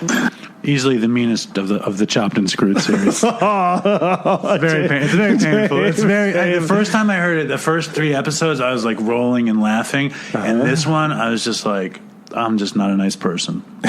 You gotta square up with that in the universe. Come on, man. He deserved it. No, he did. You heard what he said. I didn't know. When I started listening to Dopey, what was the first thing that I said to you? I'm too mean to Chris. Yeah, I said you were too mean to Chris. And be nice to Chris. I was nice enough to him. Oh God, I love Chris. And he loved it. I mean, this is how you can edit a piece of material and it makes me sound like a monster. Oh, Dave. You said when you listened that you could tell it was funny. You know that I come on. I back me up here. Not at all. No. I love you. God loves you. Even Chris loved me. Chris loved you.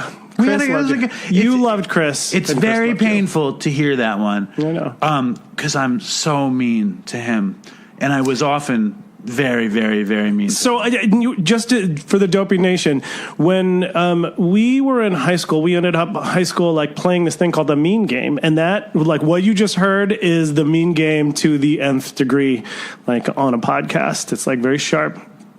Yeah, I was always very good at the. I hated the Mean Game because I was so sensitive. I couldn't play. Yeah, the Mean Game was. I was really good at offense in the Mean Game, and when it came back to me, I died a million deaths. Anyway, that's the show. So fucking stay strong, Dopey Nation. Stay strong, Dopey Nation. And thank you, Robs, for coming on. It was a joy for me. It was a joy for me, too. Write an email, fucking write a review. Let us know if you enjoyed my good friend Robbie on the show. And do Instagram and Twitter and all that shit. And stay strong, Dopey Nation. Stay strong, y'all. Fucking toodles for Chris. Toodles. You don't have to say toodles. No. I want to take a walk around the world. I wonder would it do me any good? Until I get some money in my pocket, then I guess I'll just have to walk around my neighborhood. But I want to be good so bad. Want to be so good, so bad, so bad. I want to be good so bad. Bad desire's all I ever had. And I want to take a ride up in the sky.